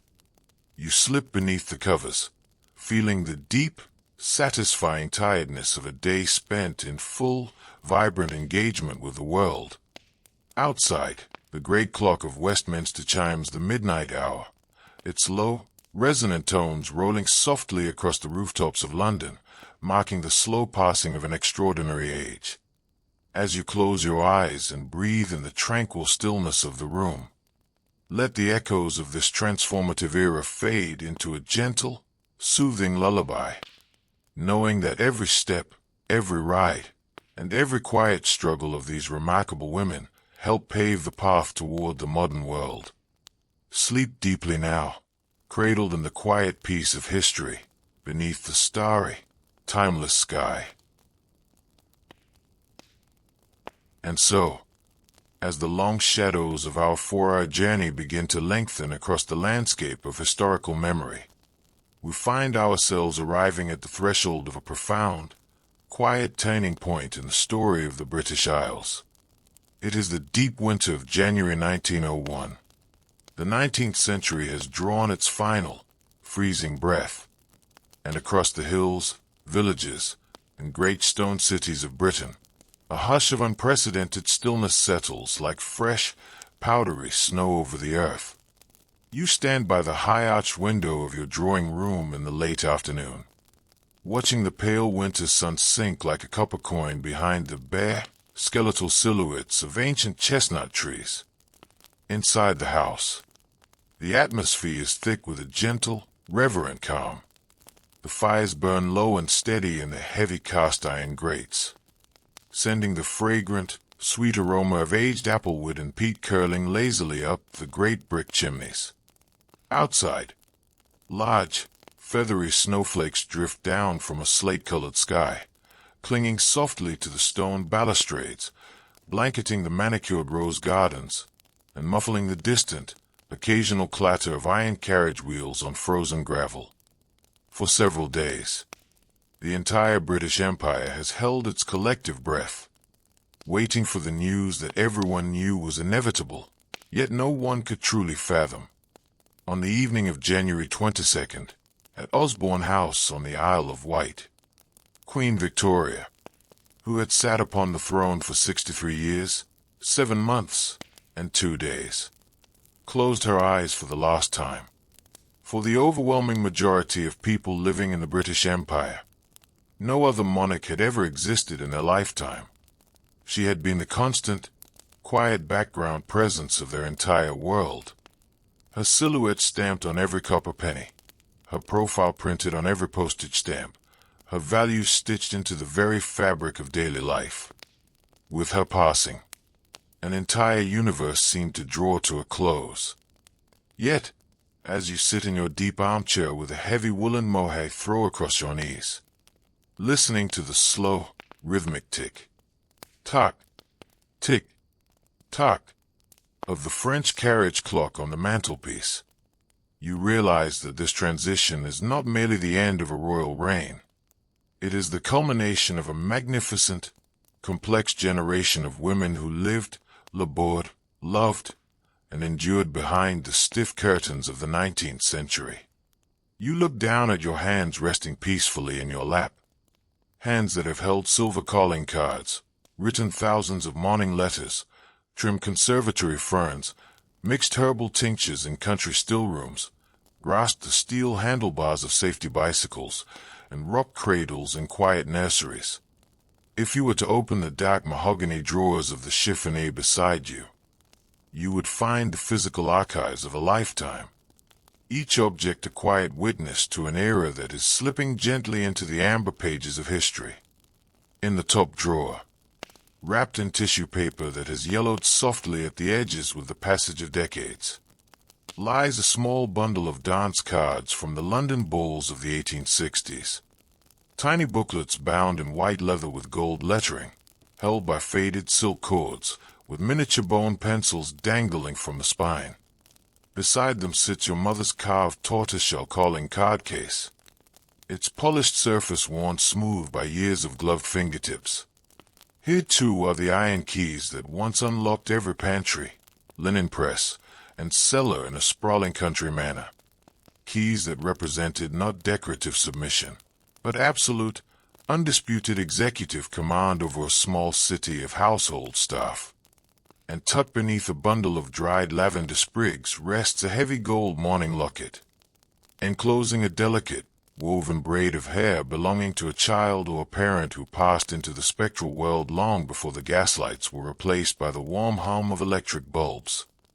To truly appreciate what the wealthy Victorian woman accomplished with her days, one must look beyond the fashionable drawing room and examine the profound, enduring institutions she built across the British landscape. Modern history often remembers the Victorian lady solely through the lens of her domestic constraints, forgetting that her wealth, intellect, and organizational mastery were the primary driving engines behind some of the greatest philanthropic, cultural, and educational reforms of the modern world. Think of women like Angela Coates, one of the wealthiest heiresses in Victorian Britain, who inherited the vast fortune of the Coates banking empire and spent her long life transforming British society.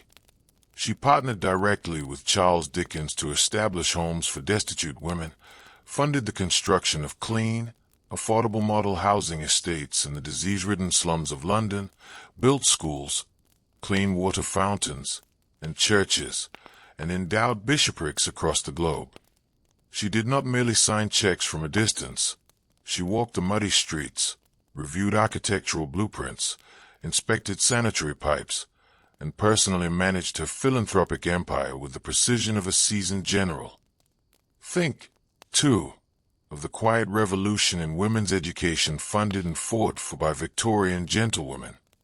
In the early decades of the century, an upper-class girl's education was strictly confined to ornamental accomplishments, a smattering of conversational French, a little watercolor painting, and enough piano music to entertain dinner guests.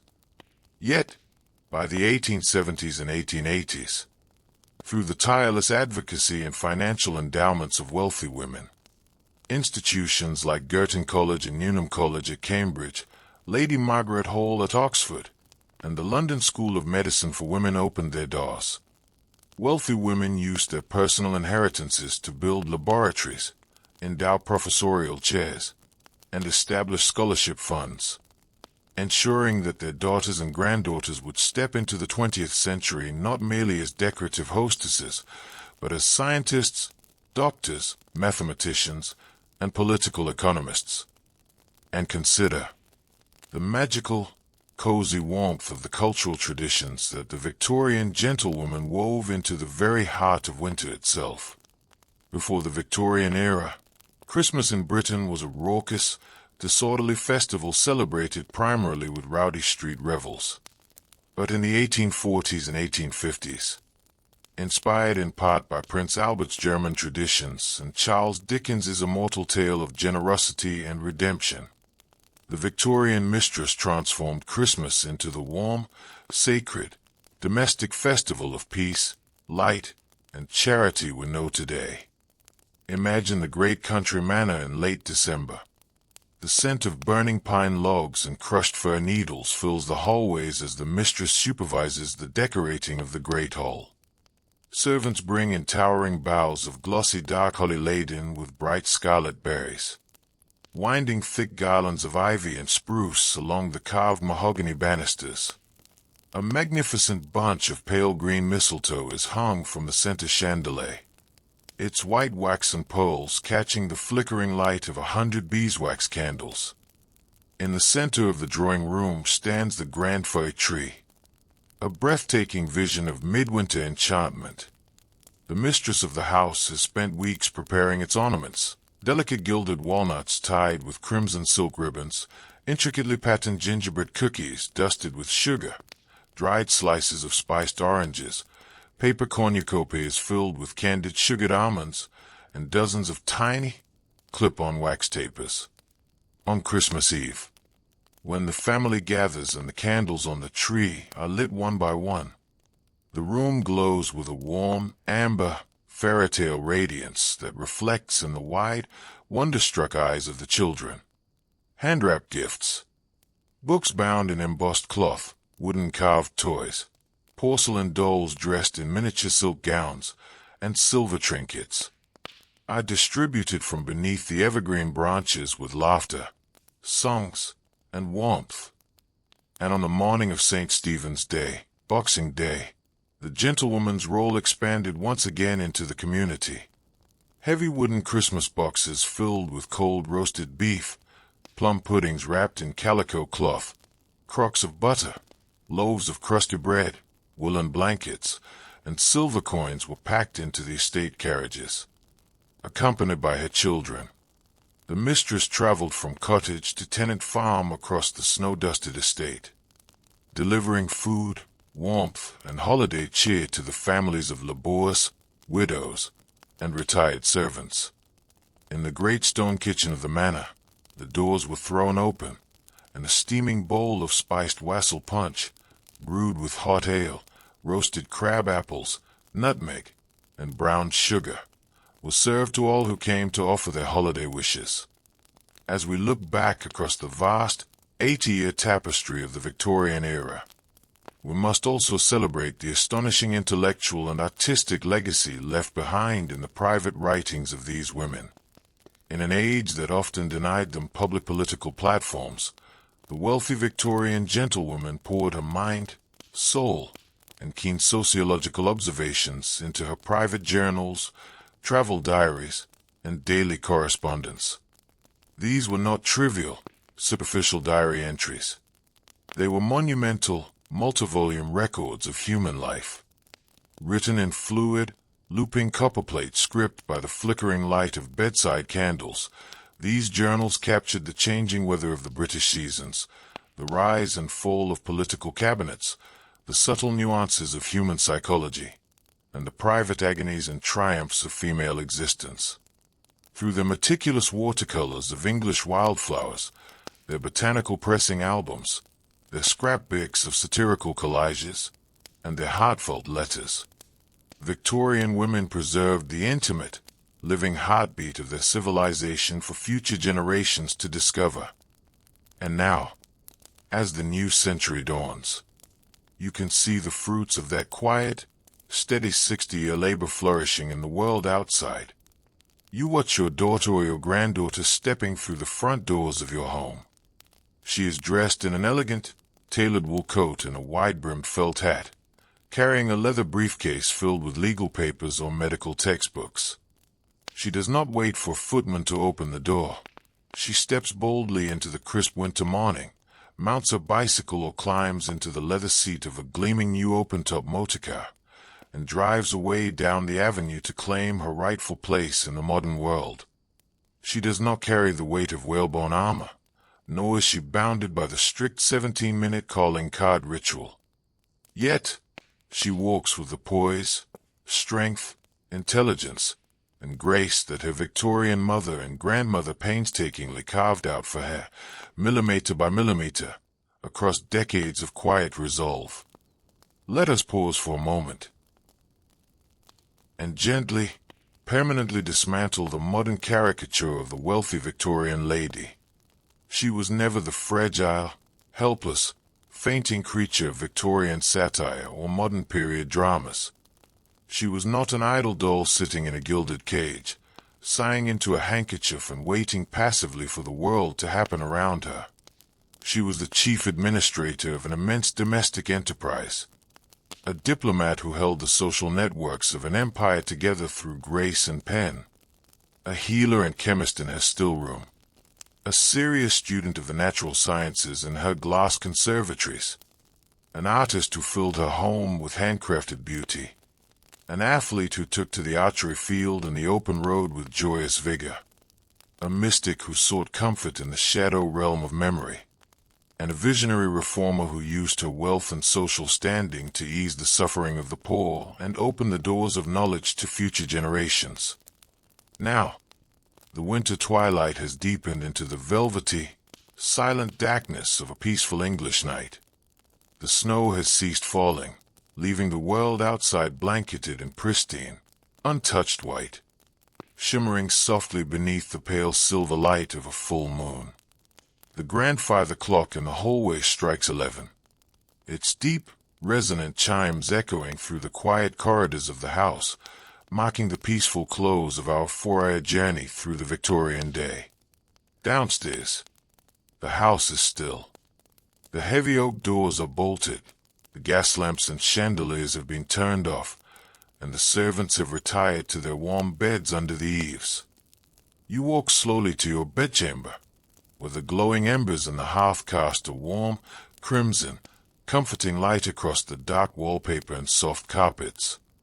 You change into your warm linen nightdress, take down your long hair, and brush it with slow, soothing strokes until it rests soft and loose upon your shoulders. You step to the window one last time, looking out across the quiet rooftops of London, or across the vast, snow-covered lawns and misty woods of the English countryside. The world is at peace, anchored in the enduring rhythm of time, memory, and love. You climb into the vast, welcoming comfort of your four-poster bed, sinking deep into the softness of the down mattress, pulling the thick feather quilts and smooth cotton sheets up around your shoulders. The warmth wraps around you like a gentle embrace. Your body feels light, relaxed, and utterly safe. The long, rich tapestry of Victorian life, the morning hearths, the rustling silks, the quiet morning rooms, the humid conservatories, the salty ocean waves, the glowing candles, and the peaceful winter snow, all blend into a soothing, sleepy harmony that carries your mind gently away from the waking world. Close your eyes now. Take a long, slow, deep breath of the cool, quiet night air, and exhale every thought, every tension, and every lingering care. Feel the steady, comforting weight of the blankets, the soft rhythm of your own breathing, and the peaceful silence of history wrapping around you like a timeless lullaby. Sleep deeply now, cradled in the quiet elegance, warmth, and enduring peace of the Victorian night. Let your dreams drift through sunlit morning rooms and misty country lanes, resting in perfect, uninterrupted slumber.